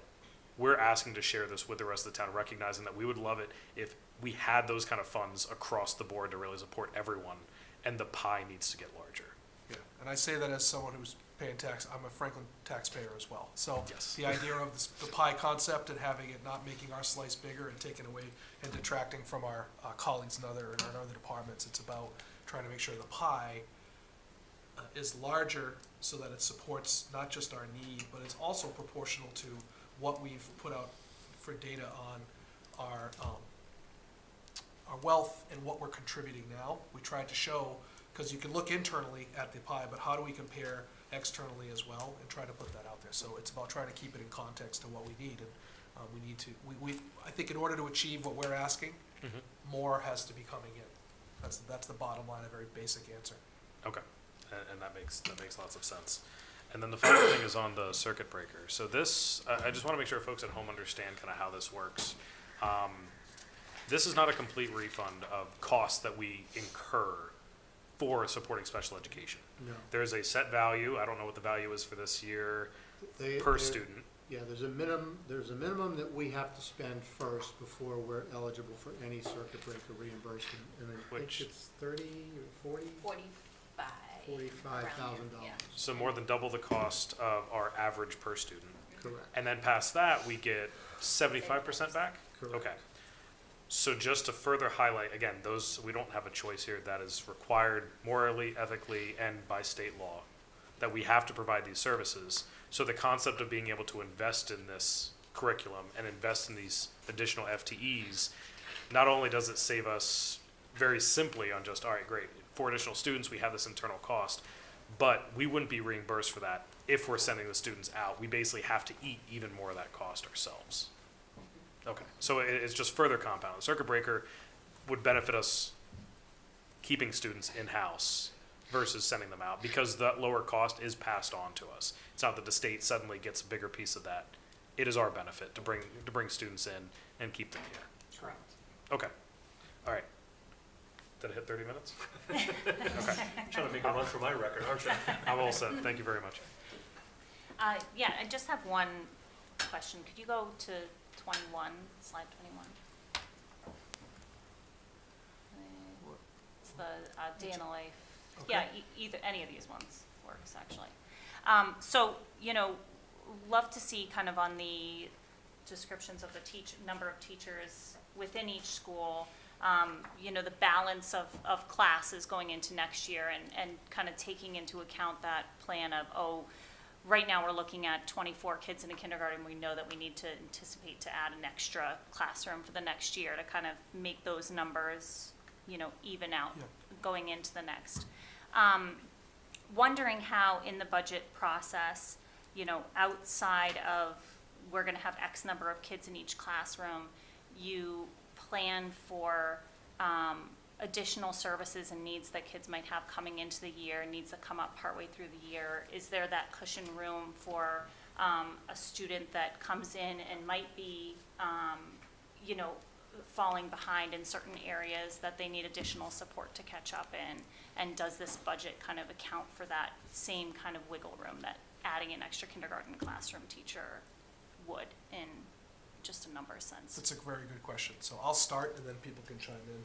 One of the things that we did through our budget development process was structure time, and Dr. Dutch, Mrs. Morano, Dr. Rogers all came together, and we looked at, for example, caseloads. So when we think about that, we look at our students who are our multilingual learners and what types of supports they need, our special education students. We look at the types of supports in their plans and what they call for, and then we work with the principals to determine what staff do you need in order to keep your caseloads equitable across the district, so that one school isn't seeing a tremendous spike or inequity in resources or supports for the sizes. So similar to how we do class size, we look at caseloads as well across the board to try to plan for that. You'll notice in the budget some of those asks were, there was a specialized program teacher and an ESP. You may have noticed an ESP in a different grade, a special education teacher. Those are all related to what we anticipate the need being at different levels. So the middle level had a special education teacher because of the number of students in special ed who will be in that middle school at that time as a result of students graduating to freshman year at Franklin High and incoming students from the elementary schools, and that's why it was a need. Anything to add on that? I guess I would just say that we, I think the term field or team has been used a few times lately. We certainly try to, you know, put educators in place to best support the needs of the school. But, you know, as you think about students that come in, we can't anticipate the needs of students. And so I guess I would say that our educators work extremely hard to meet the needs of whatever students are in front of them. So, you know, to the point of like a language-based disability here, there's a lot of students in these classes that we haven't yet been able to identify the real root of support that's needed for students. So you know, that team of first grade teachers and that literacy specialist and that ESL teacher, like that's the team that's there to field any student that's in that building, regardless of whether or not they've been identified with needs or not. So it's not as if we're adding additional supports in place to like buffer in a way. It's just that the team takes on the additional work, the additional, the asks, the demands in order to meet the needs of students. I think just, and one last thought as it relates to that, a budget is just that, it's a budget, it's not definitive. You get a monthly budget to actuals, and you can see that some lines are underspent and some lines are overspent. And throughout the year, we transfer funds from one account to another. And so if students came in that had significant needs that we had to meet, and we needed to have additional staff, or we would reallocate resources based on where we are under budgeted, over budgeted versus under budgeted, as we go through the year. 'Cause as is true with most budgets, they're pretty there's some flexibility. Right. Okay. Yeah, thank you very much for putting this together and all the work you've been doing out through this entire budget season. Just have one quick question regarding the presentation here. So the slide when you were highlighting the projected enrollment trends, and you made an excellent point about how we're not just looking at the aggregate, but we're also looking at the different grade levels and how those are increasing at the elementary and then increasing at the middle and then increasing at the high school eventually, not just the aggregate trends that we're seeing. So I know every year when we're taking a look at the positions that we're going to need in the coming year, we do enrollment-based reductions based on a year-by-year on the year-by-year needs. So when we're taking a look at the 20-ish recommended FTEs in the FY25 budget, are one of the things that we're taking into account the level-based fluctuations projected out as well with these positions, or is that still more on a year-by-year basis? We do keep up with enrollment-based reductions based on class size. So the slides that we show, the ones I have up now on class size, can give you a sense of where we saw where a decrease could occur and where an increase would be needed. So these highlights in red account for where we've either added staff or preserved staff. So we do look at class sizes across the board and make those reductions. That's part of our budget process as we move forward to look at how many students do we need. As we've seen reductions, I think Mr. Griffith made a good point around if you lose 4 kids in a class, it doesn't mean you can, it wouldn't equate to removing a teacher off of the grade. If you had 4 kids in a grade gone, it would mean that 2 per class could be gone. So we do keep up with that particular, the enrollment, but I would just point out that as we look at the budget every year, we look at what are the needs. We start from basically 0 and say, how many kids do we expect in this grade? What are the needs? And then look at across the board. Some of what you heard us talk about earlier today with the day in the life of the kids is what types of services are needed to support students throughout the school day, and how many people do we need to do that in a variety of different areas. So we keep up with class size enrollment, and the budget this year is really about trying to get ahead of the class sizes that we anticipate. If we didn't add some of those key positions, we'd be starting the year off at 24 in some cases as we've modeled out. And we're trying not to put ourselves in that position if we're truly advocating for the district. So those are positions we didn't ask for last year, but we ended up feeling, and now this year we do have some class sizes that are out of that range in the kindergarten grades. And we've seen the difference. I think that's had a huge impact. And we want to make sure that we're fielding the right team, and that's where the budget came from. So yes. Okay, yeah, and just to follow up, based on what you just said with modeling out, the positions that were asked that we're recommending this year, you're basing those recommendations not just on the immediate year's needs, but also taking a look at the trends, the long-term needs as well. Correct. So we'll see okay. some stabilization and then growth in elementary beginning after 2025. These particular numbers are a little high, as I said, but the idea is what we anticipate is it leveling out. It won't continue to decrease for the rest of time until we have 1 kid in the district, right? You're gonna hit a point where it's gonna drop, and then project out. But the district as a whole will continue to see a decrease Yep. as the students pass through. But we do take that into consideration every year, Mhm. and we also try to reallocate positions where appropriate. I think about sustainability. If we're gonna sustain a budget, and I know that this is a higher number than we can bring in, it's really upon us to be as fiscally responsible as possible to sustain the budget by making really smart decisions. On the investment side, how can we reinvest in some things that we see something come back to us, whether it's revenue through some of the creative ways we've talked about, or do we reallocate positions where we may no longer need a teacher at this particular level, but we've seen an increase in a particular area, like a special education teacher, and that position turns in. So I think we try to work within our budget every place we can. We certainly don't, we've never been in a position that I'm aware of that we've been able to overstaff in areas. I think we really stretch people as far as we can to get the work done. And I think Dr. Rogers' point around the work of teachers, it's a calling for sure, but there's certainly a lot demanded on our leaders and our teachers across the board. And when I say teachers, I mean educators, our ESPs, everyone involved in the system to make it happen, so. Excellent, thank you. Hey, so I have some questions. A lot of them were already addressed, so that's good. So I won't go on and on. But I did want to talk a little bit about per pupil spending specifically. I know we talk about net school spending. We talk about what's the state average, and per pupil is like a hot topic. And I got a lot of questions about that. So can you talk about like what factors go into determining that, like quantifying that number? Like what are we spending per pupil? Sure.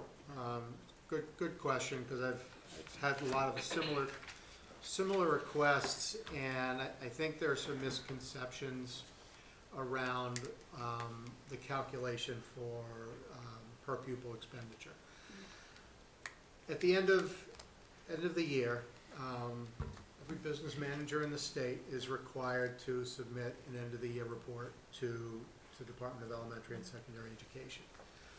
And the data that we submit is what's used as the basis for determining per pupil expenditure. So the things that go into that calculation are all of the things that we spend on our school within our budget. So every position, all the materials we buy, basically the $89 million that you see, here, and you'll see throughout the budget, all of that is calculated into that. Additionally, we get information from the town regarding the things that they pay for on our behalf, the expenses they incur on our behalf. So, for example, all of the custodians, those are school expenses because they're all in school buildings. Electricity, heat, fuel for our vehicles, for the special ed vans.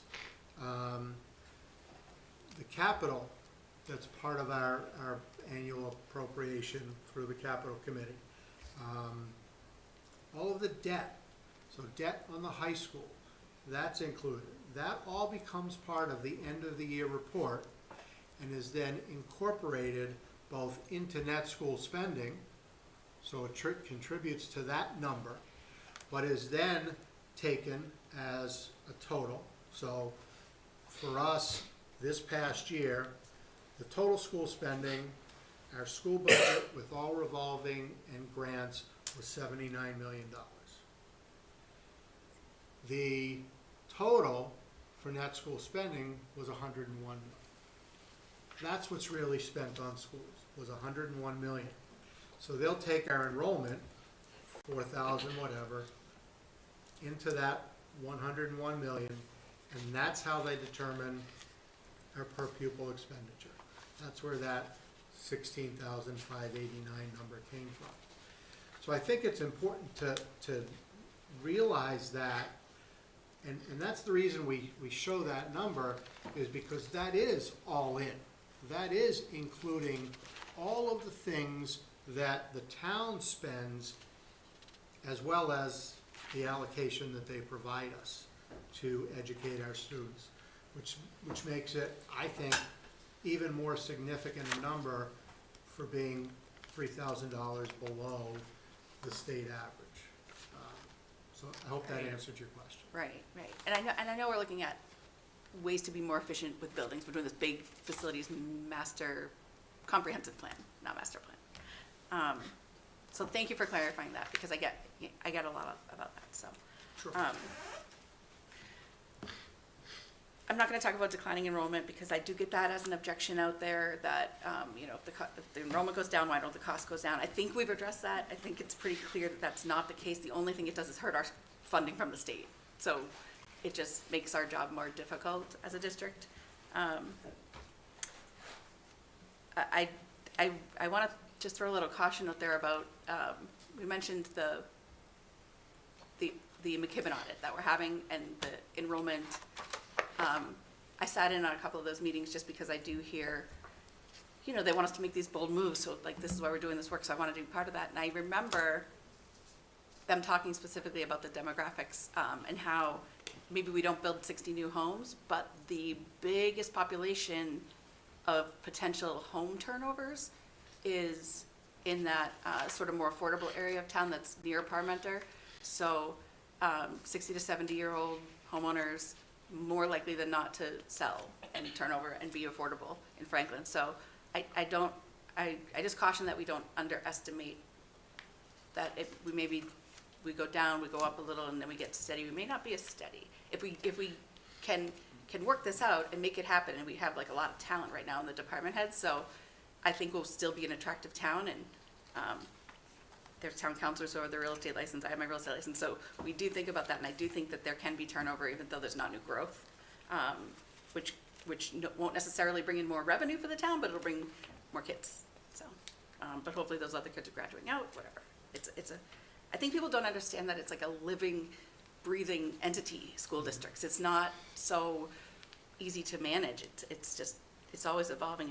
And you talked a little bit about the budget process. I was with Camille Bernstein last night, who we all know from last year, and she's in the Natick district, and their budget's done now. So it's like, you sigh. You're like, yeah, I know. So, you know, we'll try to solve this problem first, and then like we'll try to help with that problem as soon as we can. So, so thanks, and thanks, Dr. Dodge and Lucas and Dr. Rogers, Dr. Morano. I mean, the amount of work that you've had to put into this. So you're dealing with an under-resourced, ever-evolving, living, high-demand district. Like, we're a huge district. Like, we get the great accolades, but we have, and this is a budget conversation, so when I say like how many students are on IEPs, it's because I'm trying to quantify things, and be sort of aside from like the moral values of Franklin as a district. But last year it was like, you know, close to 1,000, I think.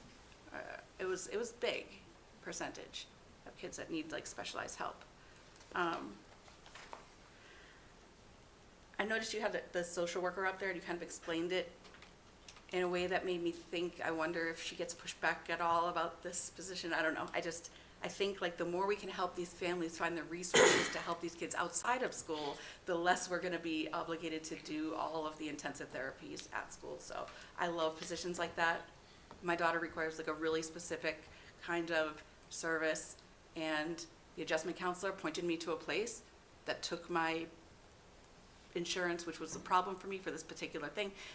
And it was like, oh, like it's gonna make Horace Mann a better building for my daughter to be in, that she's like able to get that. So thanks for advocating for that.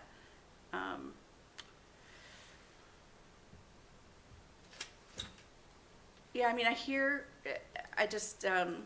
kind of going into this conversation with like the objections of the community in mind as we sort of talk about like developing what is the number that we're going to ask for.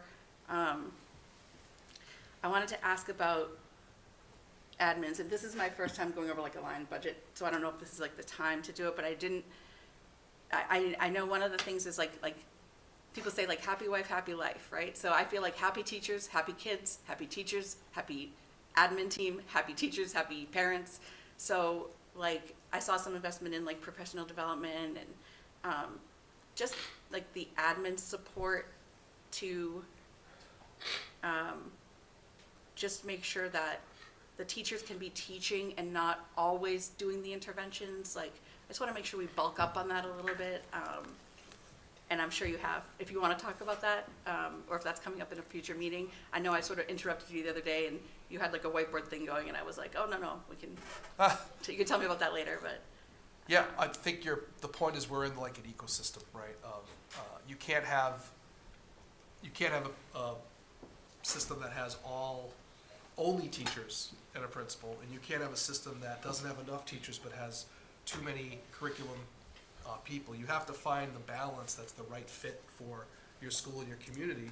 But similar to any other industry, it's like your research and development department of Toyota. If they didn't have a research development, they'd continue making, which I love a good 2004 Camry. I think that thing they go forever and that could live. But I do think you try to continue to support your organization in different ways. So we have the same needs. We're an institution of teaching and learning and academics. So everything has to work. You need the right class sizes. You need teachers able to teach at their highest level with the right amount of kids in the room.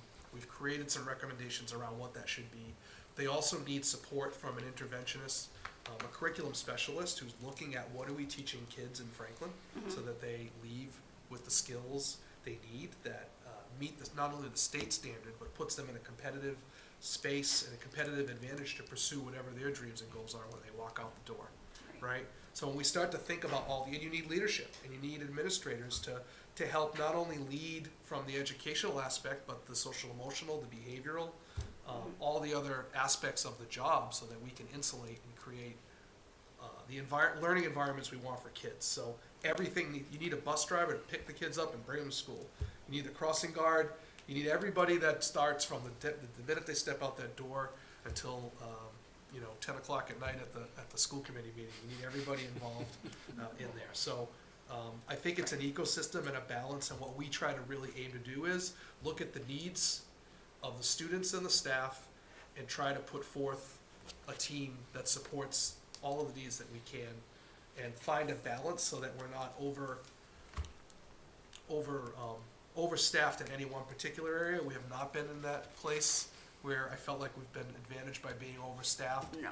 But we do the best we can with that's been my line to some folks who've reached out along the way, is we're really doing the best we can with the resources we have, and we'll continue to do so. And my advocacy here is to say I hope that we can provide more resources. Yeah. And I hear a lot that we should be, like the communication, like kudos to your team because that presentation you gave to the joint budget. If anybody at home is watching this right now, please watch the presentation that Jamie Helen and Lucas Shiger gave to the joint budget subcommittee, because it was so detailed and so well delivered. So the one other thing I wanted to mention was and I know I already talked about this, like the budget cycle, and like how if you're always under-resourced and always kind of like trying to kind of catch your breath, you're never able to do these initiatives. I think when we stabilize, I like the word stabilize, because I think like we don't necessarily have to like quantify all these initiatives. If we just stabilize, the people that we have in place will do the exciting things that we're hoping they will do. It's just like the sort of weights off their back. And my neighbor's running the marathon. I'm thinking about him every day with his backpack on running. And it's like, just get that off his back and he can go so much faster. So, So I know you guys will do amazing things with this. And I know that we're doing this comprehensive plan and things like that are gonna help create more efficiencies to help this become like a district that doesn't have to ask for another override in 10 years, or at least for another 10 years, hopefully. So I know I'm just kind of ranting and not asking a lot of questions, but it's a big ask, and you've done that while doing a comprehensive facilities plan, while running this under-resourced district, while putting together the Tales of Four budgets, and I just appreciate it, what you're doing for the kids, so thank you. I don't know what else to say. Thank you. I just have one quick question. Can you please go to slide number 20? You'll have to forgive me, I don't know the slide numbers, but 30? Yeah. Oh, I see it, never mind. This slide? 20. Oh, 20, sorry. I see it now, they're on the bottom right. Investing in our future. Okay, thank you. Yeah, in the column expand, innovate and restore, since this is a budget proposal, like is there any item for the underperformed schools kids? Can Is you there repeat any the question? item- Is there any item you guys added for the underperformed kids? Underperforming students? Yeah. So I think one of the things that we'll hear a little bit about through student opportunity, we are actually focusing on early college enrollment, not just, we offer advanced placement courses for students who wish to take them. What we're looking to do is, with the right budget, is expand early college opportunities for all students at the high school, so that we introduce more students to college credit, college level criteria, and an effort, and try to have it work concurrently with our current high school model. So have the courses taught concurrently. So if you're enrolled and walking through the doors at Franklin High, we're partnering with a secondary ed institution to try to pair that. And that's really in an effort to try to target students who maybe wouldn't see themselves as college ready or college bound, and offer that opportunity. But it's an example of when, I forget, when the tide rises, all boats rise kind of idea. When you create that opportunity, you also create it for other students, all students. The other one I would mention, some of those innovative career pathways, if we can get the bandwidth to work through that, some of them lead to credentialing. Credentialing and certification is something we want to work backwards on a multi-year plan on. Can we provide the series of coursework and the hours required to get to, I don't want to commit to this on record, but in talking when I met with Representative Roy about wind technology certifications, for example, we know that we're going to see industries start to create employment fields that if we have the coursework in school, students could potentially be eligible or have created some of the coursework, so when they graduate high school, it doesn't preclude you from going in the military or college or whatnot, but you're that much closer to a pathway to a certification. I can think about the EMT course.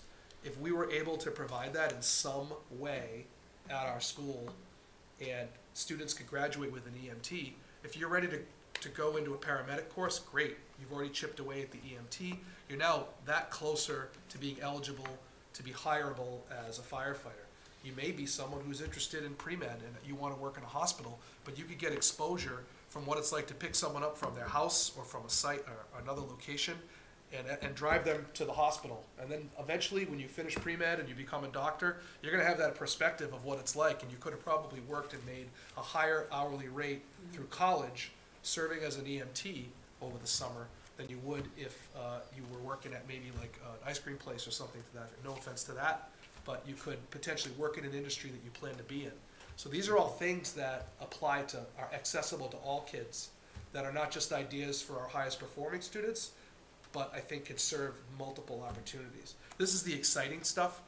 I talked about it last meeting, and I didn't want, it's hard to pump up the tires sometimes on where you get excited, and I didn't want to overstate it, because what we have in front of us is we don't have a budget that currently, what we're asking is how this is all possible, but without the funding, I think we're gonna be disadvantaged and able to follow through on that, which is why that second slide with the red bars across it was, it's not only do we not do that, we probably, I know, the math is the math, we're looking at focusing our energy on reductions, increased fees, and getting rid of some of those tiered support services and whatnot throughout the budget. So it's just a reality. It's not performative. It's not meant to be doomsday. But I just want to be honest about the state of kind of where we're at, is to reinvest in the community, which was the tagline that started this presentation. It's really about investing in our future in a way. And we are taking that comprehensive facilities analysis very seriously. I've lived very deeply in that work. Beginning last year, Mr. Charles chaired the redistricting committee, and we really got into some real depth and knowledge and understanding of kind of where we're at as a community. And I do think there's going to be options and opportunities for us to discuss as we move forward. But we're going through a process. That's the most important thing. And if it's if it's not the right pace for some folks, for me, it's like we are going through and committed to arriving at some options that we can really weigh out, and we'll have taken the feedback of the constituents that are impacted by any type of decision, so that we can make the best decisions to move forward. And I don't know what those will be at this time, but we're committed to going through that process. And Visioning and Portrait of a Graduate, March 26th. That'll be a good opportunity to hear more and get an update in real time of where we're at. The modifications you guys made to the overall documents are greatly appreciated for the whole team. Thank you. Great document this time. Thank you. Thank you. Can I just ask one more question? How's the morale at the schools right now? Because I'm thinking about, there's a lot of That could be a question.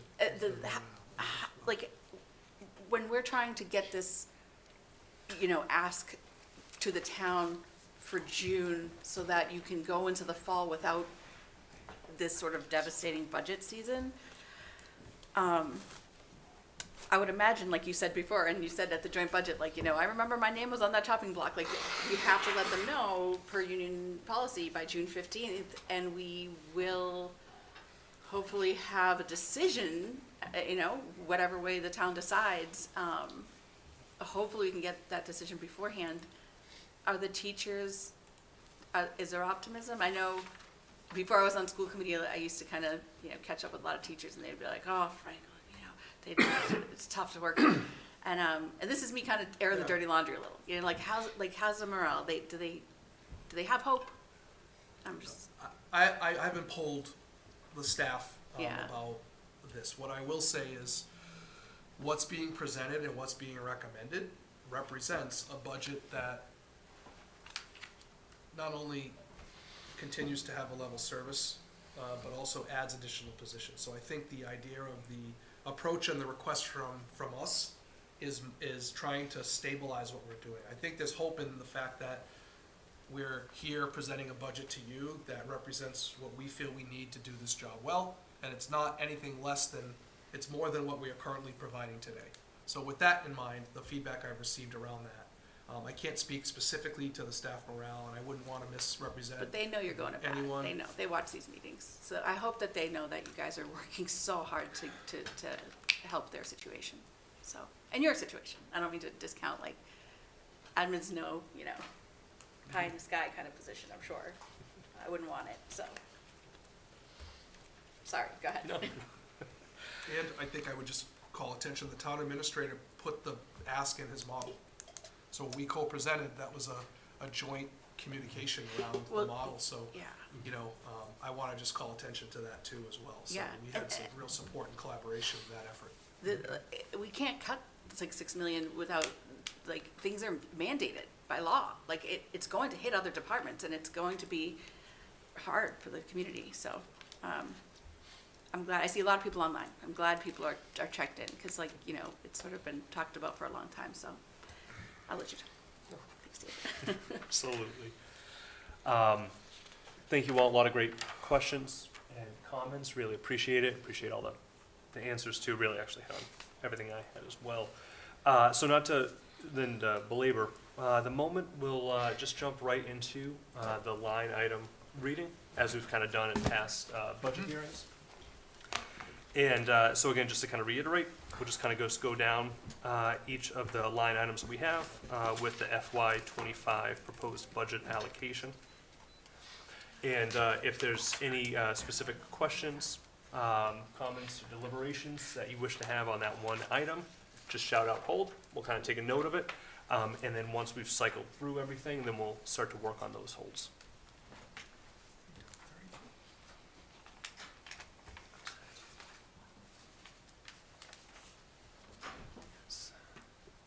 Let me Sorry? know if we're good, or we need a moment. Yeah, we were gonna pull it up. Okay, perfect. No, we can. Okay, I'll do the page. Just waiting for the. Absolutely. And while we wait for that too, I did want to say, well, just for those, for those here, for those at home as well, truly appreciate, this the conversations that we're having today, the conversations that we've had in the past meetings, and what we'll continue to have are just so important as they shape the future of Franklin. When it comes down to it, it's all just about dollars and cents. And so I really appreciate everybody kind of coming in and joining us for these conversations. It's probably showing. For the Zoom, it would be up. Okay. All right, so we'll jump in. Then we got 1110 school committee, 15,525. 1210 superintendent's office, 362,100. 1220 assistant superintendent's office, 0. Hold.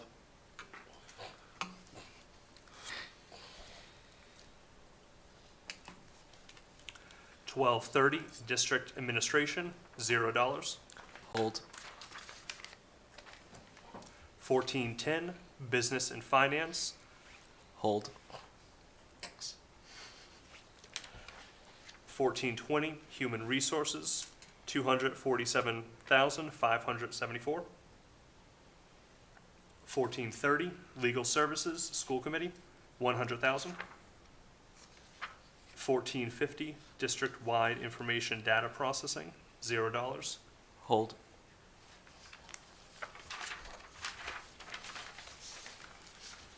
2110 district-wide curriculum instruction, 1,271,733. Hold. 2120 department head curriculum specialist, 1,619,938. 2130 instructional technology leadership, 121,789. Hold. 2210 principal's office, 4,389,843. Hold. 2250 administrative technology, 54,472.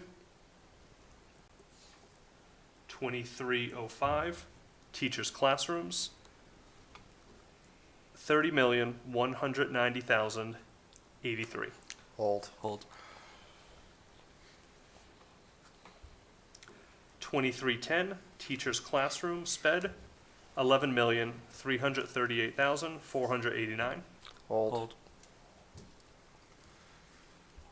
2320 therapeutic services, 3,703,517. Hold. 2324 long-term substitutes, 0. 2325 substitutes, 300,000. Hold. 2330 educational assistants, 4,396,922. 2340 librarians, 151,457. 2345 distance learning, 8,000. Step out one moment.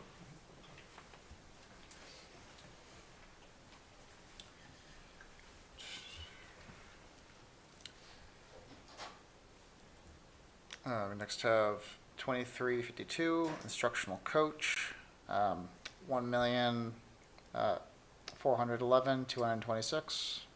Hold.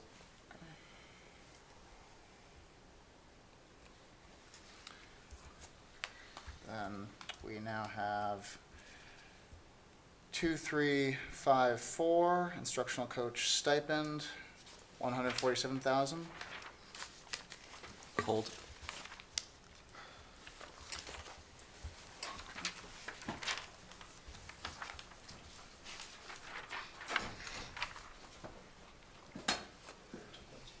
Yep. All right, 2356 professional development, 172,443. 2358. Vendor professional development, 66,250. Hold. 2410, textbooks, media, materials, 246,588. 2415, other instructional materials, library, 12,272. 2430, general supplies, 342,869. 2440, other instructional services, 14,450. 2451, instructional technology, 7,900. 2453, library technology hardware, 0. 2454, instructional hardware, 71,916. 2455, instructional software, 170,628. 2710, guidance counseling, 2,597,995. Hold. 2720, testing and assessment, 27,125. 2800, psychological services, 914,766. Hold. 3200, medical health services, 1,075,091.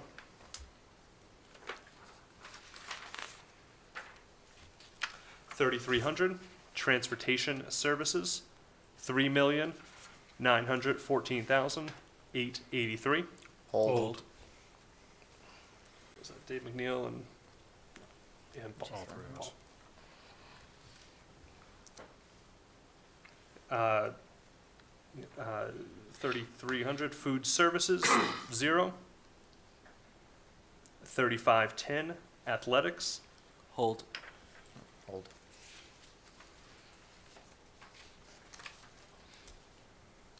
3520, other student activities, 224,776. 4130, utilities, 12,500. 4450, technology maintenance total. Hold.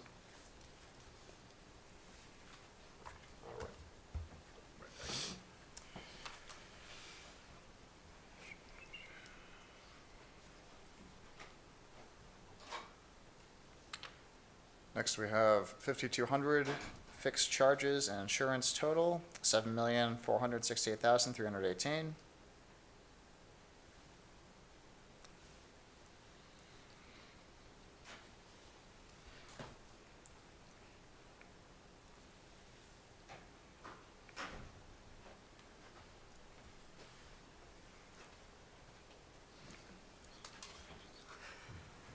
All right. 5,500. Other fixed charges, 62,000. And 9,000 out of district total, 8,975,224. Hold. Hold.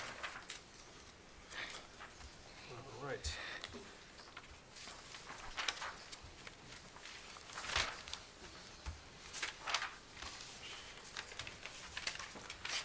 All right, so now we'll just kind of go down those holds. Starting with 1220, Assistant Superintendent, we had Dave McNeil and Al Charles. Yeah, you have so many. I'll take this one. Yeah, so I guess just what's going on here? We getting rid of them? Forgot to tell Tina. Was it something I said? We moved that line item, which was primarily salaries, into Office for Teaching and Learning account. You can see that. There's probably a hold later on, Okay. because that went up significantly. All right, thank you very much for the clarification. I figured as much and was hoping as much. Good, Al? That's my question. All right, excellent. 12:30, district admin. Al? Yep, same thing. Is that the same type of move or? No, that was a position that was eliminated this year. It was the public relations shared position between Marketing communications director. Sorry. the official title, between the town and the school district, and that was not continued, so it's zeroed out for next year. Thank you. Dave, I missed one, the HR. Can I go back to that, just, Which sorry. one? What are you looking at? Um, Hey, the- let's run through this, and then we'll kind of yeah, cycle okay, back. do that, All yeah. right. 1410, Al, business and finance. Yep. So I see an increase of 99,938. Can you elaborate on that, please? Sure. When the year began, there was one position in that line item that was budgeted for this year, and then there were several positions in the secretarial, including the payroll coordinator. Payroll coordinator left, and that position was replaced with the assistant business administrator position, which was moved into this salary line item for next year. Gotcha. Thank you. You're welcome. And then we got 1450, district-wide information data. Al? Yep. So 1450. Yes. Going to zero or the. Hold on. Yeah, going to zero. Yep, that was a move also. That was moved to line 4450. So there's a hold on 4450 because it went up significantly. That's the explanation for why we moved it into that category. Just more appropriate there. Thank you. All right, Al, I got you a whole bunch. 2110. Well, let me just read every line. Yeah. 2110. Let me just go through my notes. Can you just elaborate on the increase on this one here? I'm gonna have to, I don't know that one off the top of my head. Instruction.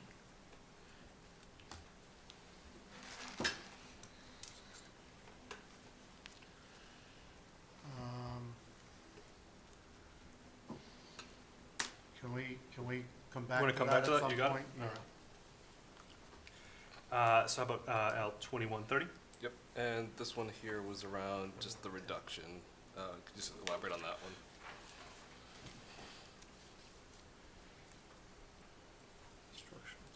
So, and there's the reduction in the salaries, to be exact. I'm gonna have to come back to that as well. I think it was a recategorization, but I wanna confirm where it went to. Then 2210. Principal's office, Al. Did you also have this one or no? No. Okay, yep, and this was just, once again, we see the salaries of the substitute caller went up significantly. Yeah,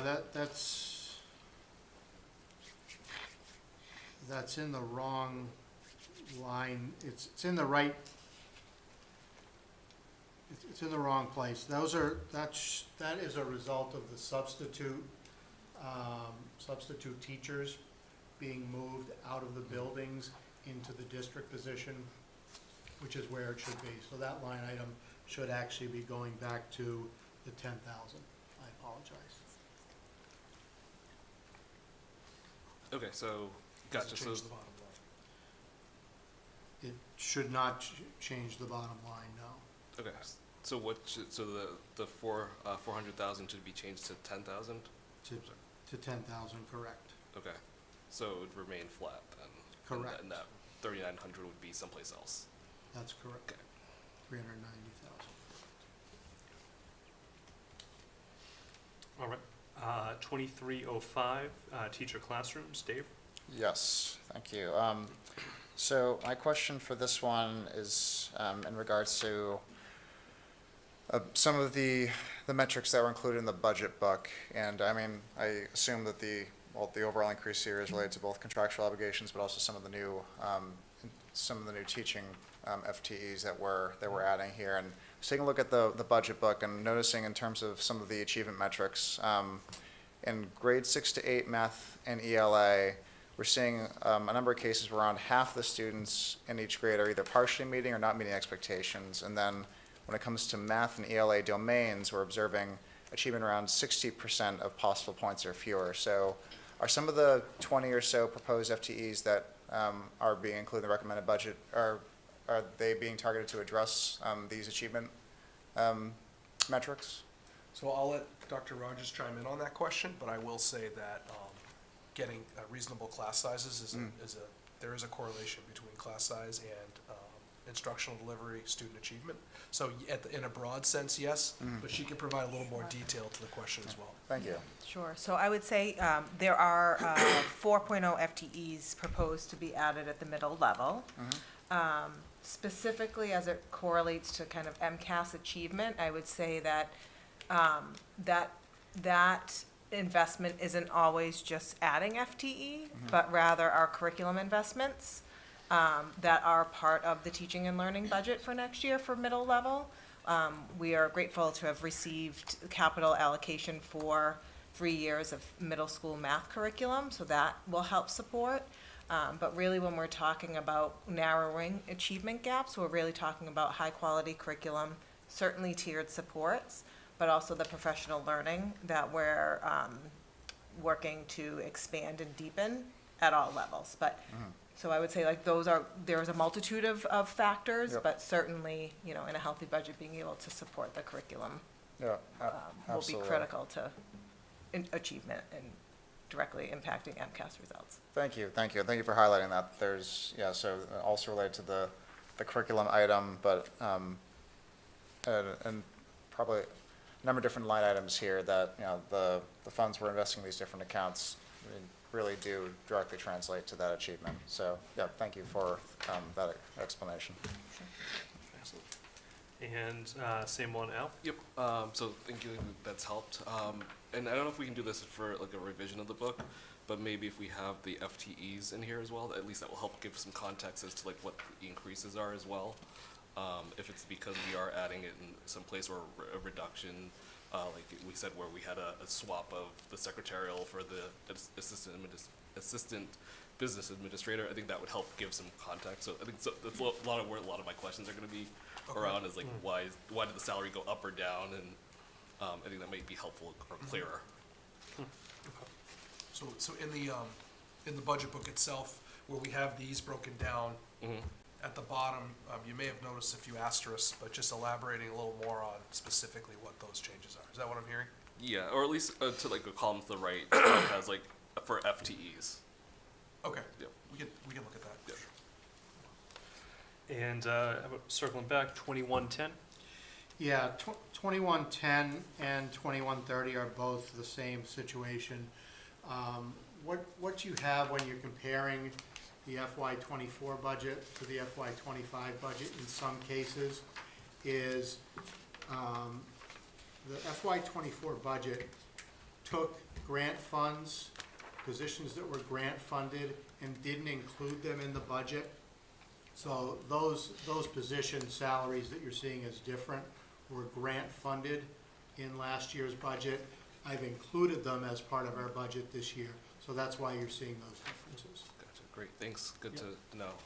I guess, and just to, I know people throw around like, let's get grants all the time, but this is a byproduct. I can't speak. A byproduct of that. We received a grant. It helped us the first year. However, to maintain it, we're now going to have to pay for it going forward, and it may reflect in the budget. Well, yes and no. Yes, that's true. I mean, it's very possible that these positions will be paid for by grants. If you total this FY25 budget, it's going to be at the 89 million, even though our ask is 81. The FY24 budget is the 71 million that was asked for because grant funds and revolving fund positions were taken out of the budget and not included. So that's why it's hard to make that comparison in dollar amounts to some of these positions. Gotcha. Okay. So I will identify those as we go through the whole so that you know. Thank you. The revolving fund pieces are easy because you can see the revolving is attributed to those. All right, 2310, Dave?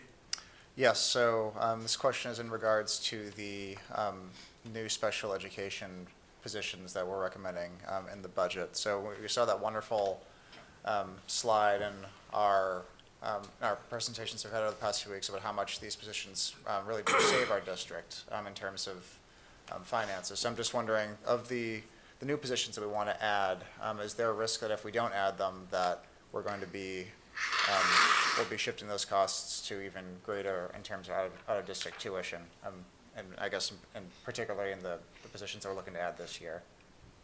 Yes, there is potential for that if we can't meet student needs and they require more intensive services, yes. Thank you. Al? That was good. Thank you. Great. Then how about 2320, therapeutic services? Yeah, and I think this is just more for the public. Can we elaborate on what therapeutic services are? So that is if we are providing consultants or outside consultants to help us with the therapeutic needs of our students. It also is, trying to look it up here for a second, excuse me. Yeah, it's basically our mental health services that we need for our students, as well as maybe the tutoring or the outside evals that we need, like our clinical evals or neuropsychological evals. Great, thank you. Does it include OTPT? Yes. Yes, Yes. yeah. All right, and substitutes? Yep, and so can you just elaborate on the decrease on this one? Yeah, this is another case where, 536,000 was budgeted last year. Our actual spend was closer to 300,000, so we've put that number to closer to what the actual spend was. Thank you. We're not always asking for more money. All right, then we had, next was 2352 instructional coach, I believe that was Al. Yep. And once again, can we just elaborate on what the instructional coach is, just for the audience? Tina? Sure. So the instructional coaches are our curriculum specialists at the elementary level, our math and literacy curriculum specialists. So they help support classroom teachers with curriculum implementation, assessment, data dialogues. They run MTSS meetings, or common planning times, I should say, not MTSS meetings. And they also support student groups. So when we talk about Tier 2 intervention support, they support those folks as well. Additionally, at the middle level, we have a curriculum specialist, one, that services all 3 middle schools. We did have 2 in the previous year budget, but reduced to 1 this year. And that particular individual also supports, similarly to how I explained the elementary folks. Okay. And just to follow up, if we didn't have these positions, this role and these duties would fall on the teachers to do, or somebody? I would say that some of the responsibilities would shift, but I think what you would see would be a decrease in academic services. Because I don't think it's feasible for a classroom teacher to absorb the responsibilities that our literacy and math specialists are undertaking, as well as our interventionists, because they work kind of tandemly in a team. So professionally, I don't think that our educators can take on those responsibilities without those folks. Okay, great, thank you. And then 2354 instructional coach stipend, Al? Yeah, and can you just elaborate on this as well, just to follow up to the other one? I guess what's it used for?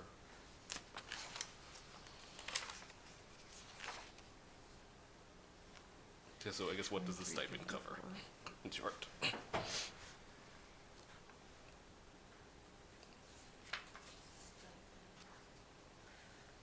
So we have, let me just get to my stipends. We stipend, I just want to make sure I'm speaking appropriately. We stipend at our middle level, our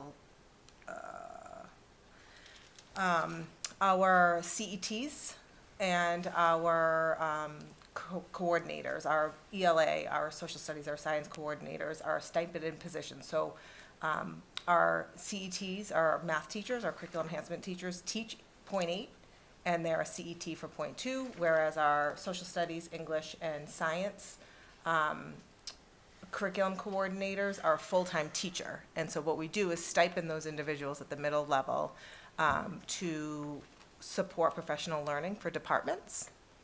And so that pays them for work that they do outside of the school day, run department meetings, help support those half days that we talk about. They're instrumental in those aspects as well. And then we've also added back in digital coordinator at ECDC, which we removed in last year's budget. But again, a stipended coordinator position to support work done outside the school day or outside the realm of that person's job. Okay, thank you. So in short, I mean, we have these teachers that are in front of our students, but Yep. to be able to do all of the other things to support the school and their peers, we're making sure that they are compensated for that work. Correct. Thank you.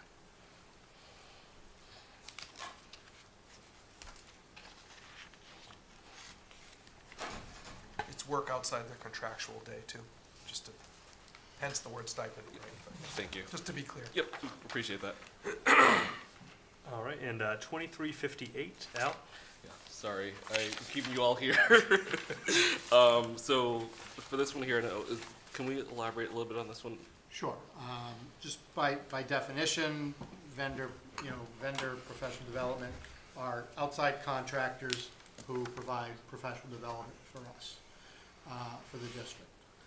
The jump that you're seeing here in that number is we had a DEI coordinator in the district that's been eliminated from the budget, and the DEI, diversity, equity, inclusion, belonging, professional development is going to be done by an outside entity. So that amount has been added in to make up for that other loss. Gotcha. Okay, Okay? thank you. And guidance counseling? Yeah, can we just talk about the what does this expense cover for the district? Primarily, it's salaries. I mean, the bulk of it is guidance counselor salaries and adjustment counselor salaries. So that's what you're seeing there. The increase is purely the negotiated 4%, plus these folks are on steps. So you'll see some positions are more than a 4% increase for salary items, because those folks are on steps and potentially lanes as well. They may have advanced their degree. So we anticipate and include those changes as well. So that's why you're seeing it as a larger number.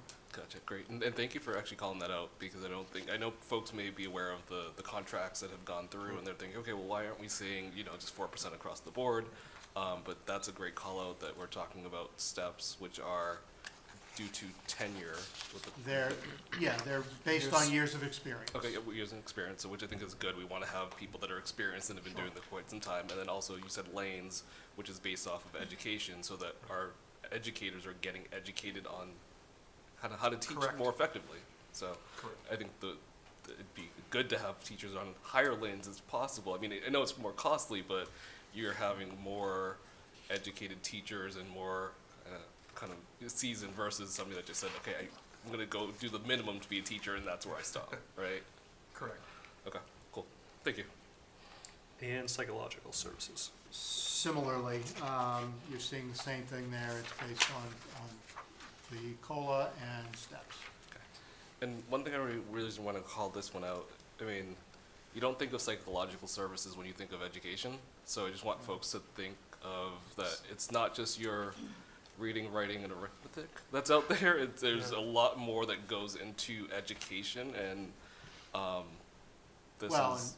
And the other, the psychologicals are the school psychologists who are the ones doing the assessment for when someone's been recommended for an IEP or when they're up for a reevaluation. Yeah, And if we didn't have this in-house, would we have to contract this out? We would absolutely have to contract this out to outside school psychologists, who are hard to find, but also much more expensive. Yeah, Much yeah. more. Okay, thank you. Because the other thing our psychologists do is that many of them also work with our school adjustment counselors to provide counseling services in some of our buildings. Because, we want them to do the jobs they enjoy. So some of our school psychologists don't like just to do testing. They like to meet with students and have, provide counseling to students or do social groups and whatnot. So, Consult with teams. and consult with different- teams, absolutely. Okay. And by having them in-house as well, they have a better understanding of our community versus it's just, a random kid and they Right. just, Absolutely. it's a 'cause surface level They're diagnosis. part of the school community, so they see the student in the hallway, they see the student in the lunchroom, so they're able to do classroom observations, which is important pieces to the evaluation process. Okay, great. Thank you. I think they also build relationships with the school community and the families, in which for the students they service. I think they're invested in the plans that are, the goals that are developed, and I think we get a much more accurate picture of what the needs are, so that we, wouldn't you agree with that, Mrs. Brewer? Absolutely. Yeah, okay, that makes sense, because at that point, they see the progress. It's not just, okay, I saw you once and I'll never see you again. I may have seen you in Sixth first grade, and I've seen yeah. you in fifth grade, and I've seen the growth, and it's, Right. we've built a customized plan with people that Right. care for you. Right, and when a student is more comfortable with has a familiar person who's providing the testing, it's a more accurate picture of their capabilities. Thank you. Good point.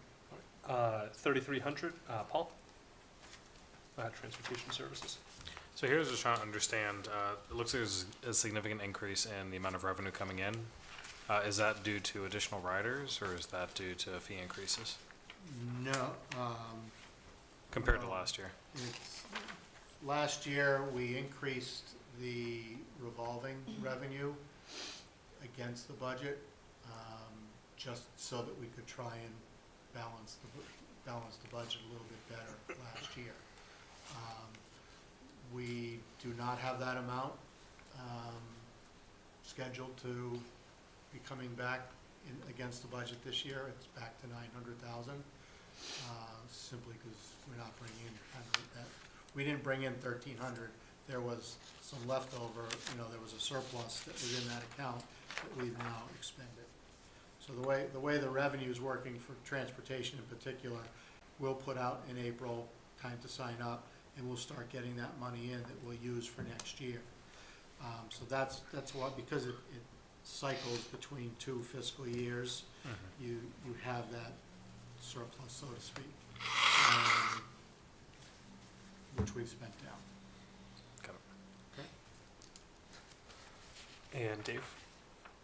Doing it first. I've been talking a lot. Yeah. So, a couple things here. So, we're seeing, for the regional day transportation contracted services, and we're seeing about a little over $100,000 increase from FY25 over FY24. Then we saw from FY24 over FY23 a $650,000 increase-ish. And I know, increased transportation costs, while we're on that too, we're also seeing a nearly $100,000 increase in the contracted services out of district, so for special ed transportation costs. I know these were things that were mentioned in the slide in terms of cost drivers that are out of our control. So can you give us insight into why these costs increase to this degree year over year, and what those drivers are? Not, pardon the bad pun. So I can only speak to the FY25 versus FY24. That is based purely on the contract with the vendor. We have I think the contract goes into 2027, so we know it's predictable, we know what our cost is going to be increasing on an annual basis, assuming we don't add any additional bus buses. As to why there was a $700,000 increase from 23 to 24, I don't know the answer to that. Okay, that's fine. I don't know where that $894,000 number came from. So I can't speak to that.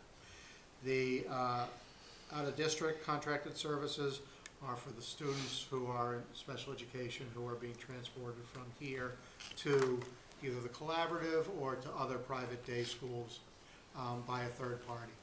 And those rates are skyrocketing. Just the reality of what it is. Yeah, It's not fuel now, I think it's more their labor costs. yeah. Yes. Yeah. Are the bulk of it.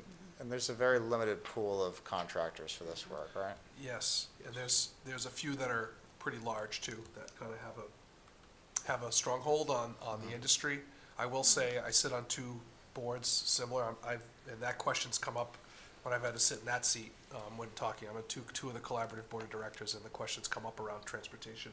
The costs are increasing, across the board, for everyone regarding this. I think it has to do with labor, not Yeah. just fuel. Okay, so it's not just a matter of us needing to be more aggressive with the contract, it's that they have a lot of leverage in this space. And yes, and I think with vehicles, I think fleets and keeping up with fleets, I think through the years with the shutdown, I think there was some impact. So when we came out of COVID, my understanding from some of the vendors is around, they kind of floated without having as much money when things shut down and they weren't transporting as much. They prioritized keeping the businesses together. And then when they got back into full swing, they realized that we need to keep up now with our capital plan to replace the fleet, so we saw some increases due to vehicle. And then when the vehicle prices went up, when you have a transportation company, you're purchasing of a larger volume of, what we all buy one car at a time mostly. I think they're buying fleets, and I think that's the result of all that combined is why those costs come up. Thank you. Thank you. So based the way our district's set up, we have a lot of students that are getting free busing because of the proximity. And I know that, do we know that, I can't speak, sorry. I can't hear, so don't feel. Yeah, do we know how many of the students that have signed up for busing that get it for free that don't take advantage of it? Because like what's our like occupancy of these buses? Like, do we? Because I could imagine somebody that says, I can get it for free, so I'm going to sign up, but they never take the bus, but we now have that seat reserved for them. The buses are full. We especially at some of the middle schools, this past fall, we had to turn people away. And that was true in a couple of the elementaries as well. So they are at capacity, and there's interest for students to ride the bus greater than we have capacity at this point. Are there students who sign up for the bus? Early on in the year, we allow students to get on without checking passes while we're getting through the process of getting kids registered, and a lot of folks sign up late, unfortunately. So we're in that flux situation.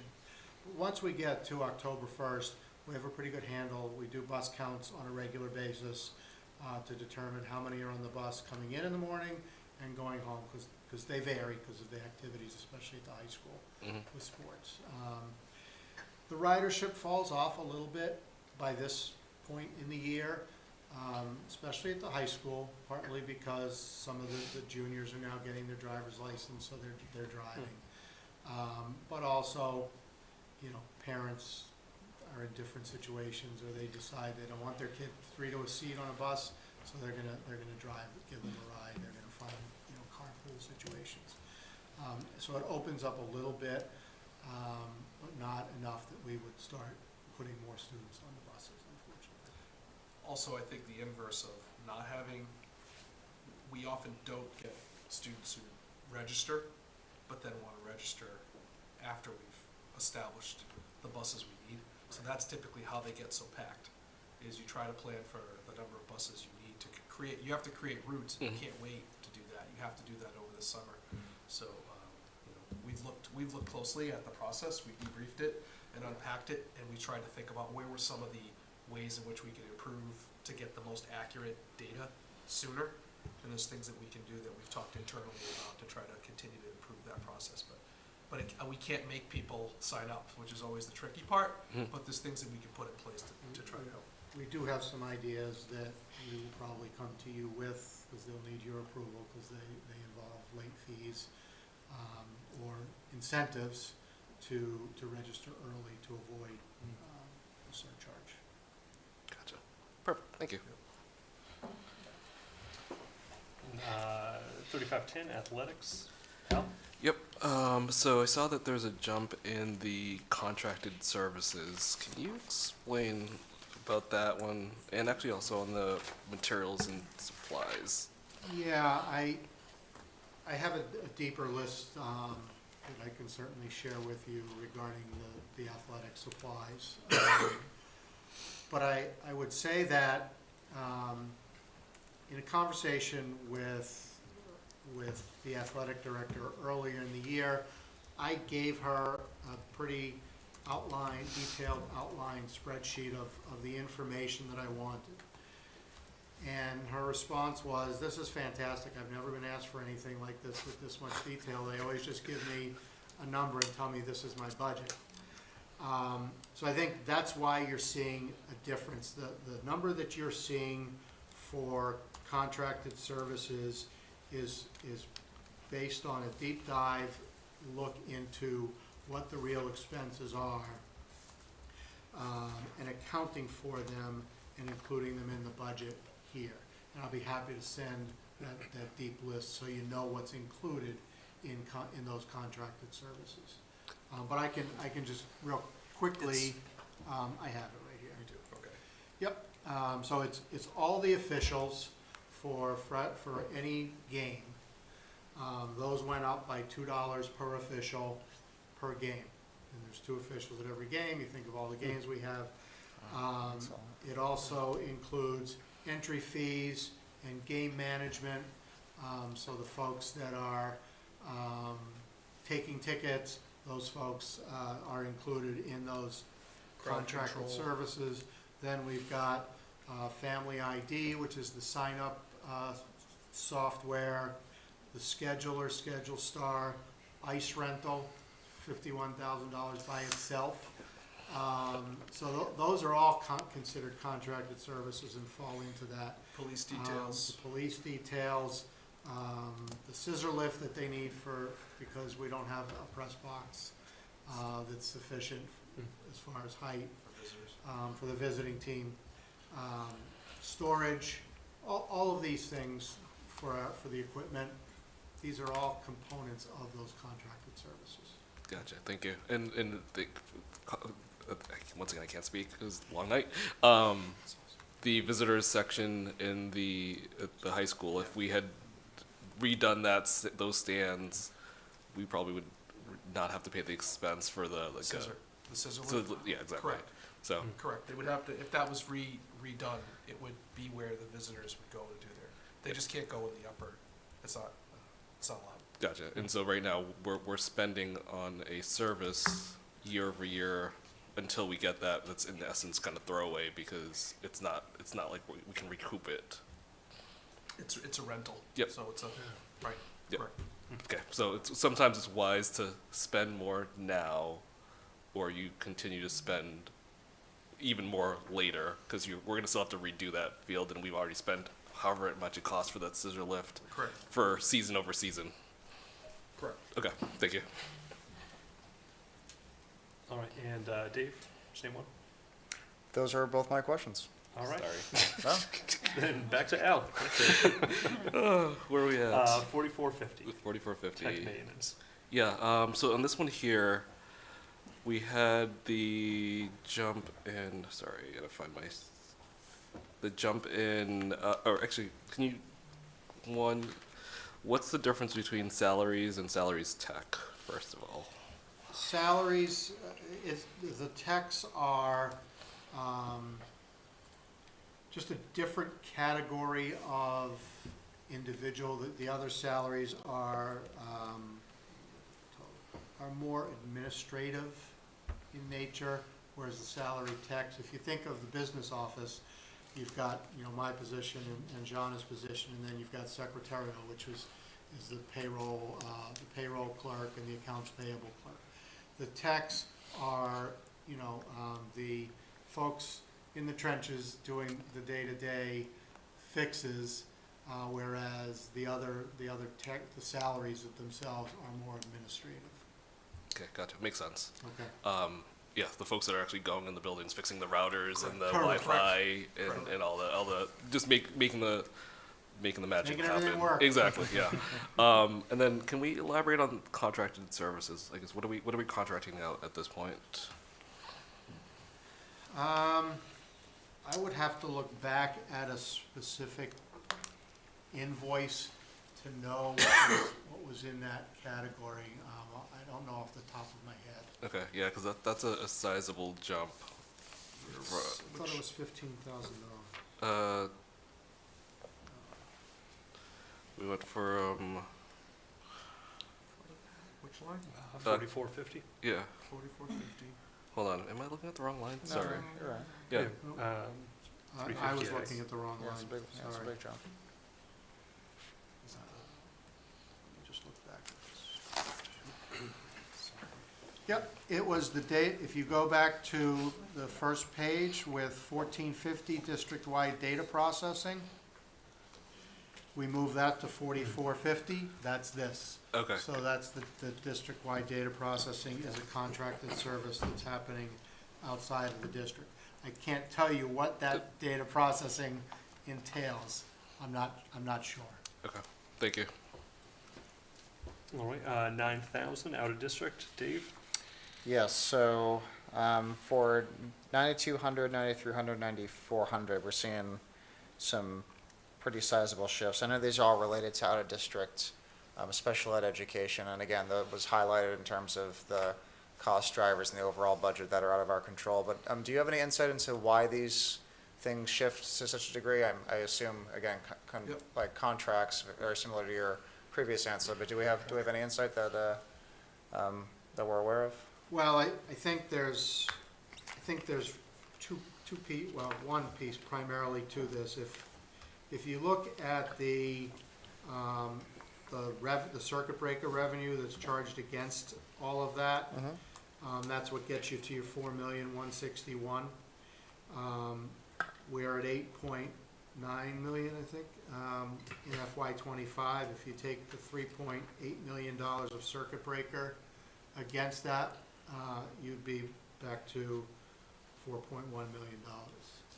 So you're pretty 4.1 or 5.1, sorry. Okay, yeah, So you're seeing that $1 million there, and sure. I'll let Paula speak to what those increase, what that $1 million increase is. I think most of it looks like it's in private schools. Yeah, so we've had, sometimes students shift placements depending on their needs. Sometimes Yeah. the placement they're in isn't meeting their needs. We have to find a different placement or a more restrictive placement. So maybe instead of going in a public day, we have to shift them to a private day school that's a little bit more specialized for Sure. the challenges that they're having. I know we did have some shifts also to some residential, students moving to residential as well based on their needs. So it just comes shift on student needs. It could be move-ins. We do have students who move in who are already in an out-of-district placement, who then, after, depending on when they move in, depends on when we have to pick up the cost for that, but that's a piece as well. So, and plus the percentage increase that each out-of-district program, tuition increase that they're having next year too. So it's kind of a combination of everything. Just the increase is 574,000. Yeah, and that increase, that's determined by the state, right? That's correct. OSD, correct. OSD, okay, and again, I assume that with the, shifting to a different school or the private schools and choosing the programs that, with the contracts here, that's probably similar with the transportation, that because it's so specialized that we have very little leverage in terms of what the negotiated price is, correct? Oh, absolutely. Yeah, they tell us how much we have to pay. Okay. And then for some schools, it's additional costs. If they have related services, it might be an additional cost. If the student needs a one-to-one aid, that's an additional cost. So depending on, again, it's all based on student need, but it's what the student needs, so that's what we do. Yep, exactly. It's also why we try to balance the idea of if we have the ability to educate students, we want to be able to do that within the district morally, and also to provide if we can provide the appropriate programming right in town, there's a win-win for everyone involved. The students, the staff, the district. But there are cases where it's just we're not able to do that, and that's where that happens. And then when you have students who need to go out of district, you're beholden to the costs associated with, and so is every district, frankly, beholden to the costs associated with the appropriate program and placement for a student in need. Correct. And we do bring students back to district. Right. We did bring 4 students back to district this year, so. Excellent, thank you, and thank you for adding that extra color to that we've already talked about. Appreciate it. Yep. So as always, I commend the work that's being done to have our students stay in district versus going out of district. For these students that are out of district, are any of them on like the cusp that, like, we'll say, for example, if we spent a little bit more elsewhere, we could bring them back in and kind of get a little bit more cost control? That's really hard to say. Like I said, typically, if we're recommending an out-of-district program for a student, it's because they absolutely do need it, and no matter what supports we have in district, they will not be successful based on their needs, so specific specialized needs. Gotcha. Okay. Thank you. All right, thank you all. And before kind of opening up further, Will, if there's any other ones that kind of popped up, I know for one, and one I forgot about, but. This is more of a proactive thing because I got questioned by a constituent who questioned the HR increase, but I've done HR consulting work.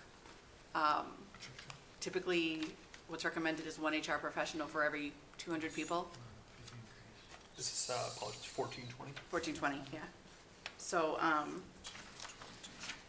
1420, yeah, like, I know we have one person, when you're talking about, like, in June, you have 100 positions open, and we have 1 HR person, so I think that this is very warranted. So I personally have no objection to it whatsoever. I just kind of wanted to address it, because the only reason we're able to only have 2 or 3 for such a huge district is because we have like the union to work with and things like that, which I just personally have experience with. So you can add to that if you want to, but I just wanted to kind of just have that out there for people who maybe are questioning that, because to try to like recruit and onboard and get teachers going is a lot for one person. So I would highly recommend increasing that, which you have. So that's all I have to say about that.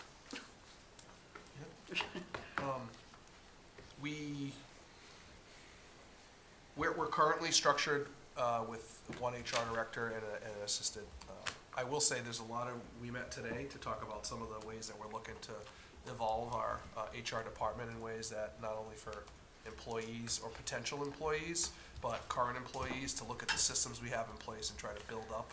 That's going to take tremendous amount of effort to onboard with new systems. There are districts, or even companies. I think the private industry's far ahead of where we are in Franklin right now with this. Oh, yeah. But when you get hired and you get your onboarding and there's a dashboard for you to follow and complete, I think that's the direction we want to move. Many other public schools are in that direction as well. So Yeah. there's a tremendous amount of work that's going to be done. The other, done behind the scenes. The other thing is digitizing some of our records, Sure. so that we can do that as well. But that's all happening at the same time. You're trying to interface with your current employees and the needs that they have and the situations Yeah. that come up. So it's a big job. Yeah, no one in the private sector would ever have those numbers, so that would be disastrous to the district. So, that's all I got. And then one other one I just wanted to kind of just draw attention to, I think it's become a tradition at this point, but 3520, other student activities. This one, is, every dollar tells a story. And with this one over here, I remember when we first kind of came to town, it was around $80,000. And it's only just continued to grow year over year over year. Largely, this is a return from COVID. I think, this line item had a lot of, it had been so low when when I was first elected, when there were so little student activities that we were able to do and were able to fund and to finance. And so, each time that I see it kind of come on back and I see it just continue to grow, it's a fantastic one. As, there's that return to normal. And so, like I said, it's just, no questions, just that one little comment. It's always, nice to kind of, to see it pop up and the story that it tells as we continue to be able to do more for our students. So, that said, unless there was any other ones, I have oh, one please. question, request, I guess. I understand the desire to have FTEs where there are positions, and I think it's valuable and worthwhile to include. But I already feel like I need to get a new pair of readers because I can't read this. Is there a column, can I drop off the FY21 actuals, the percent change, because it doesn't really have a lot of meaning? Is there something I could drop off here for, so I can fit that in? I mean, me personally, I'd say, yeah, FY21 makes sense to drop off. Yeah, I don't need to see that historical context that far back. That far back. Yeah. Okay, then you'll see FTEs next time you see this. Thank you, appreciate it. Thank you very much. And so at this moment, I'd like to open it up to the public. Any questions, comments from those in the council chambers or at home on Zoom?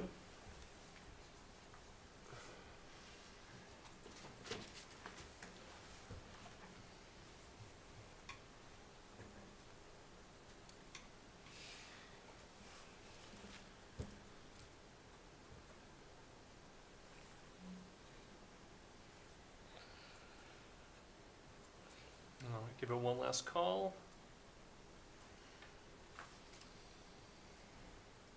All right, seeing none. Again, I want to thank everybody for your time and dedication to kind of bring this budget document to where it stands today, and the amazing questions from this committee as well. So then, with that, I will entertain a motion to close the FY25 budget hearing. Motion to close the FY25 budget hearing. Is there a second? Second. Debate? Nope. All those in favor, please say aye. Aye. Opposed? Thank you very much. All right. Thank you. Superintendent Chiki, I think you were optimistic with that 10 p.m. We can do it. All right, so, guest presentations, we got none. Discussion action items, Student Opportunity Act plan approval. Okay, so in your packet, or you would have received the Student Opportunity Act from Dr. Rogers. She is going to explain a little bit about the process and then just open it up to any questions. It's a pretty lengthy document. I referenced earlier, early enrollment, early college, for example, was one of the focus areas. There's a few others at a very high level, but Dr. Rogers, I'll kick it over to you. Thank you. Thank you very much. So you might recall an email I sent not too long ago that included a slide deck with information about the Student Opportunity Act, along with a video and a Google form. That information all went out to all of our staff earlier this month, and they were given an opportunity. We have received 386 responses on this survey, which is incredible. The survey also was presented, information was presented at various PCC meetings, school council meetings, still kind of happening and in the works. So I think that's phenomenal that we've had that level of response. So ultimately, the Student Opportunity Act, I'll just be kind of brief and then I'll just open it up to questions. But it's a mass law and a requirement for every district in the state of Massachusetts to put together a report every 3 years. So 3 years ago we did this. We have to report out every year to the state, and we get a level of funding, which I'll let Mr. Dutch elaborate on if you have further questions, but I think we said about $30 a student. So all of this report amounts to what is about $141,000 from the state. So that's what's outlined here. But again, it's a requirement from the state. We have to set clear targets to improve disparities in achievement amongst different subgroups. And really, the goal of the SOA is to ensure that every student in the Commonwealth, regardless of their zip code, have equitable opportunities to education. And so what we did, we have to focus on, evidence-based programming and identifying what these goal areas are. So districts identify anywhere from 1 to 3 goals. We've identified 3 outlined here, so I'll just kind of walk you through the 3. And what I will say is that the immense amount of feedback has been super helpful in modifying some of the next steps that we're going to take with these goals, and kind of tweaking what we had originally had. But really, it's going to be very useful to help us continue to plan as we move forward. So we've set 3 target goals, first being to enhance an inclusive curriculum adoption and implementation process. So really here, we want to have a predictable curriculum development process. We've talked about this. It's fiscally responsible. It allows us to kind of stage out what curriculum resources we may need to look for grants for, for additional funding in the teaching and learning budget, potentially even multi-year. We've talked about going to the capital subcommittee to look for multi-year support to be able to purchase curriculum. But this really allows us to stage that out a little more predictably. And then as well, within that one goal is also really being clear and transparent about the process for implementation and the professional development support along the way. The second goal is focusing on early college programming. You've heard Mr. Jagir talk about that throughout the budget process as well, but really aligning and working with local universities to allow opportunities, especially for underrepresented student populations in college, the opportunity to take a high school course at Franklin taught by a high school teacher and have an opportunity to purchase college credits at a much reduced rate than being in college after they graduate high school. And then the last, which I think is resounding from our teachers, is really clear support around trauma-informed, universally designed for learning and SEI professional learning opportunities to really create kind of robust professional learning opportunities, which we're working with our PD committee to kind of be very thoughtful in how we approach our professional learning moving forward, but this is a plan to kind of really hone in on that area.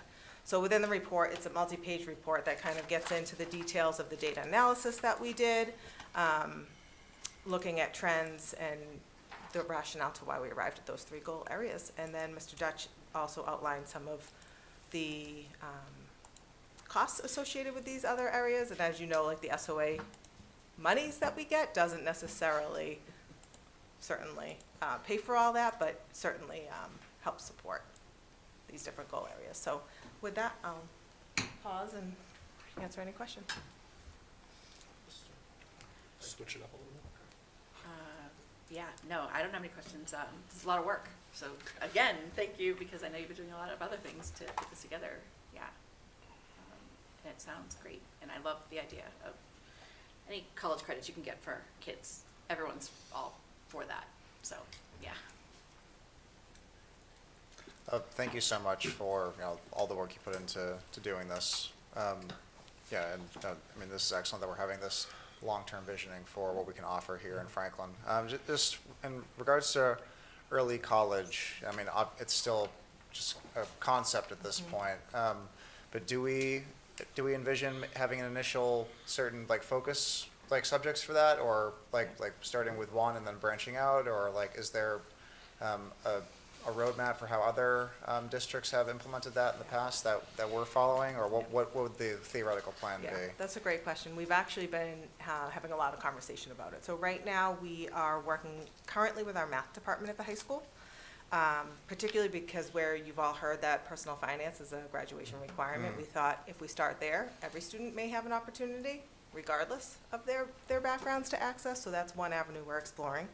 We're also exploring the opportunity for potentially a statistics class, some English classes, history.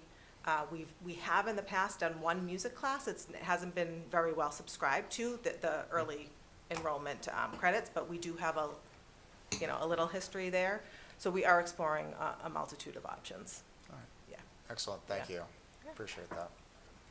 Yep, and just so I can just compare this in my head, would you compare this to like a ramp versus stairs? So like this is not, while this is geared for closing the disparity gap between various students, it's not limited just to those students that need it. You know, anybody can use a ramp versus limited people can use stairs. Is that kind of like I how would this say yes, and the purpose of the SOA plan itself, for the purpose of this plan, is to identify specific subgroups that are underrepresented or underperforming based on the data. So first and foremost in this plan, the goal is to support those various student populations. So we've identified those populations as special education students and our multilingual learners primarily. But yes, I mean, that's why we're talking, when we talk early enrollment, we're talking about personal finance, because every student has access to that class. So it's a yes, but with a bit of a caveat. If I could add to just this idea of this, when the tides rise, all boats rise, when you create systems and you have courses like this that are available, and then we do the work to target the underrepresented students that aren't college-bound, we're doing our part with regard to the plan, but we also have a system and structure in place for students to enroll in these courses as well. Does that make sense? It does. So I think your ramp analogy is actually a very good one for what we're talking about, so. Great, thank you. Yep. Perfect. Well, thank you. This was a lot. This was a lot of work. I love how it was presented, especially that had the slide deck and the little video on the side. I thought that was great. I've seen another video like that, but I just wonder if we might be able to do that. It's like, awesome. I'm not asking you guys to do anything more, but almost with some of the budget stuff and the conversation says, it's very, in 7 minutes you had the whole slide deck and then just kind of burned right through it. It was fantastic. take. And very, what's that? One take. One take too. That's very impressive. So it was great. Thanks for all the work that went into this. Great. Okay. So I recommend approval of the Student Opportunity Act plan as discussed. All right. Is there a motion? So moved. Second? Second. Questions, discussion? Seeing none, vote will come on a motion. All those in favor, please signify by saying aye. Aye. Opposed? Thank you very much. All right, policy first reading. I recommend moving policy JFABB, admittance of foreign exchange students, to a second reading as discussed. All right, is there a motion? So moved. Second? Second. Discussion, questions? I guess, sorry, oh, I guess my question, do we have current foreign exchange students now or recently? Like, Great question. No, okay, we currently do not. okay, thank you. It was more, It was like on the preventative, list like of looking policies, around right? and Because we say, haven't looked yeah, in a while and Yeah. get ready for making it. sure that we show. Right. Do you want to? Sure. Yeah, so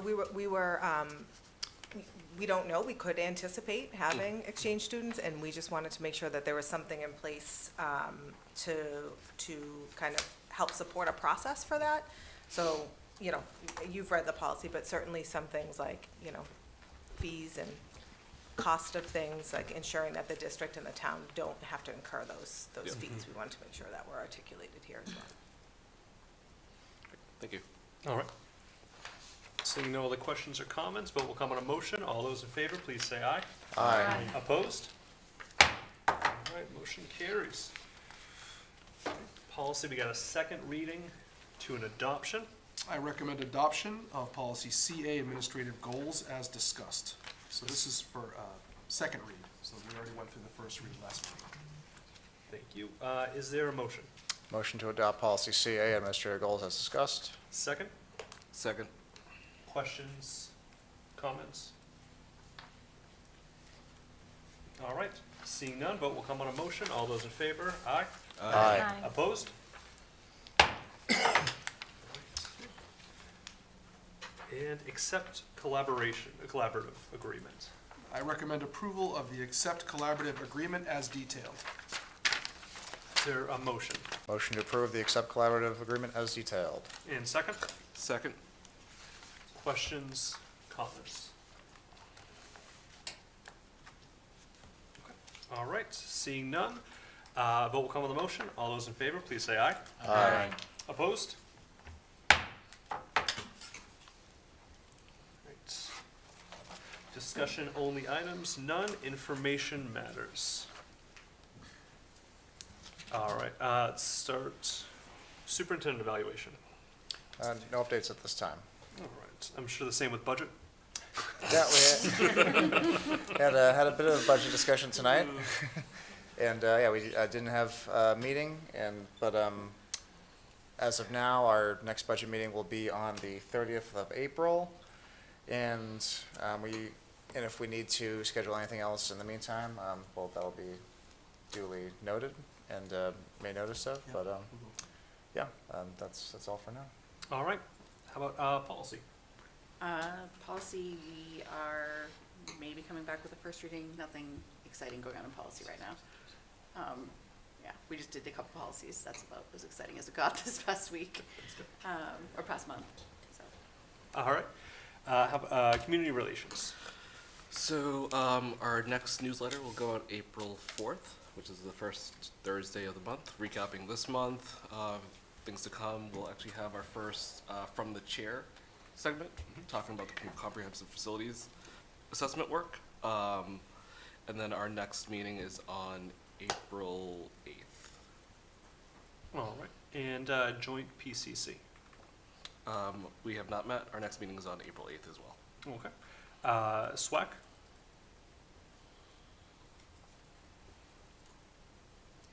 SWAC, there's no SWAC this week, Okay. next meeting on April 2nd. All right, thank you. Mental health, well-being. We have so we had our last meeting, we were talking about those PSAs that we were gonna do, with students talking to the parents. We should have one ready, maybe we can show it here, when we get it ready. But they recorded it, and it was sort of a draft, so the final one will go out. And then, this most recent meeting, we had, the recreation department in, to talk about sports culture and that pressure, because it's just like a pressure cooker. And just how we could create some sort of information for parents about, how they can sort of make it about the fun of the game. And, you hear about these like overarching like parents and coaches and things. And just about how it's a lot of times it's inadvertent and the kid just feels the sense of that pressure, like to perform for the parents. So the next PSA is probably gonna be about that topic. But the first one was about, remind me, what was it about? It was about, the, Pressures in school. yeah, it was just about the overall, like, pressure to succeed in achievement.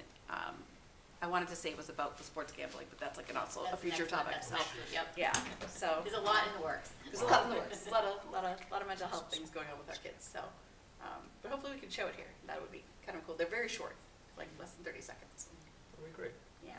I'm sure we can definitely kind of put that on future agenda item. Yeah. And maybe too, is it possible that we can kind of include some of those in the newsletter? Yeah, I was gonna kind of Yes. As well. combine That's no, yep. subcategories. Awesome. Awesome, thank you guys very much. DEI. DEI met on March 7th. We did some community of practice activities and did some case reviews. The next meeting is March 28th. And then comprehensive facility assessment. We have Dr. Locker will be presenting on March 26th for a school committee meeting, special meeting, to share the results and update on the Portrait of a Graduate workshop that took place with stakeholders representative of all of our constituents with schools. And then we conducted a 2-day visioning workshop that Dr. Locker and her team presented, that they'll share out those results. Also combining some of the work with our architect, Kate Jessup, who did the walkthroughs of each building. She presented to the subcommittee, but it's incorporating kind of all the information we have up to date to provide you all with an update now of kind of where we are. And then there will be additional opportunities, as I mentioned earlier, for forums with different representative groups such as staff, families, and leaders and students. Once all of that information is compiled, we'll have a more detailed report to lead us to options and recommendations for the district and how we can best move forward with a plan that addresses short-term needs and goals with long-term goals, and ultimately provides a roadmap, which was the charge this year. After going through the redistricting last year, the recommendation was zoom out, look at look at the cafeteria, get everybody up off the table, kind of look at it all, and then see how we can best support our district moving forward over time. Thank you very much. I know, and then besides the 26th, the subcommittee itself, our next meeting will be on April 3rd. All right, and then consent agenda. I recommend approval of the minutes from your March 5th, 2024 school committee meeting as detailed. I recommend approval of the request of Kara Ellis to take the FHS baseball team to Cooperstown, New York from April 14th to the 15th, 2024 to play against the Natick Redhawks as detailed. I recommend acceptance of 3 checks totaling $5,000 from the ASMS PCC for field trips as detailed. I recommend approval of the request of Rebecca Motti for grade 6 students to travel to Providence, Rhode Island on May 20th and 21st for the Save the Bay program.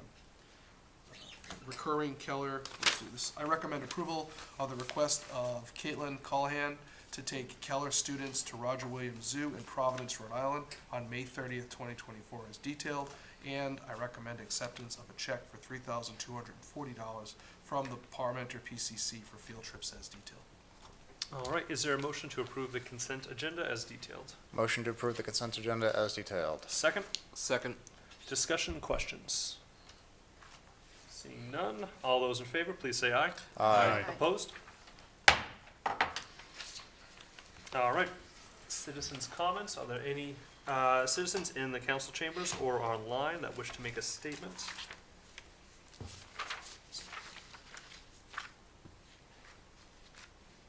All right. New business. New business, next meeting, we will have a vote on the budget. We had the hearing tonight, so that will be one of the major items. We'll get back into a routine of school highlights and some presentations of key information that we need. I'd also would note that we have March 26th, I already mentioned as a meeting, and we're also earmarking some other dates anticipated for some appointments and hirings and interviews that may need to occur. But there'll be more to come on that as we confirm our process. All right, and then with that, I will entertain a motion to adjourn. Motion to adjourn. Is there a second? Second. Any debate? He's got that one. All those in favor, please say aye. Aye. Opposed? Thanks, everybody. Thank you. Last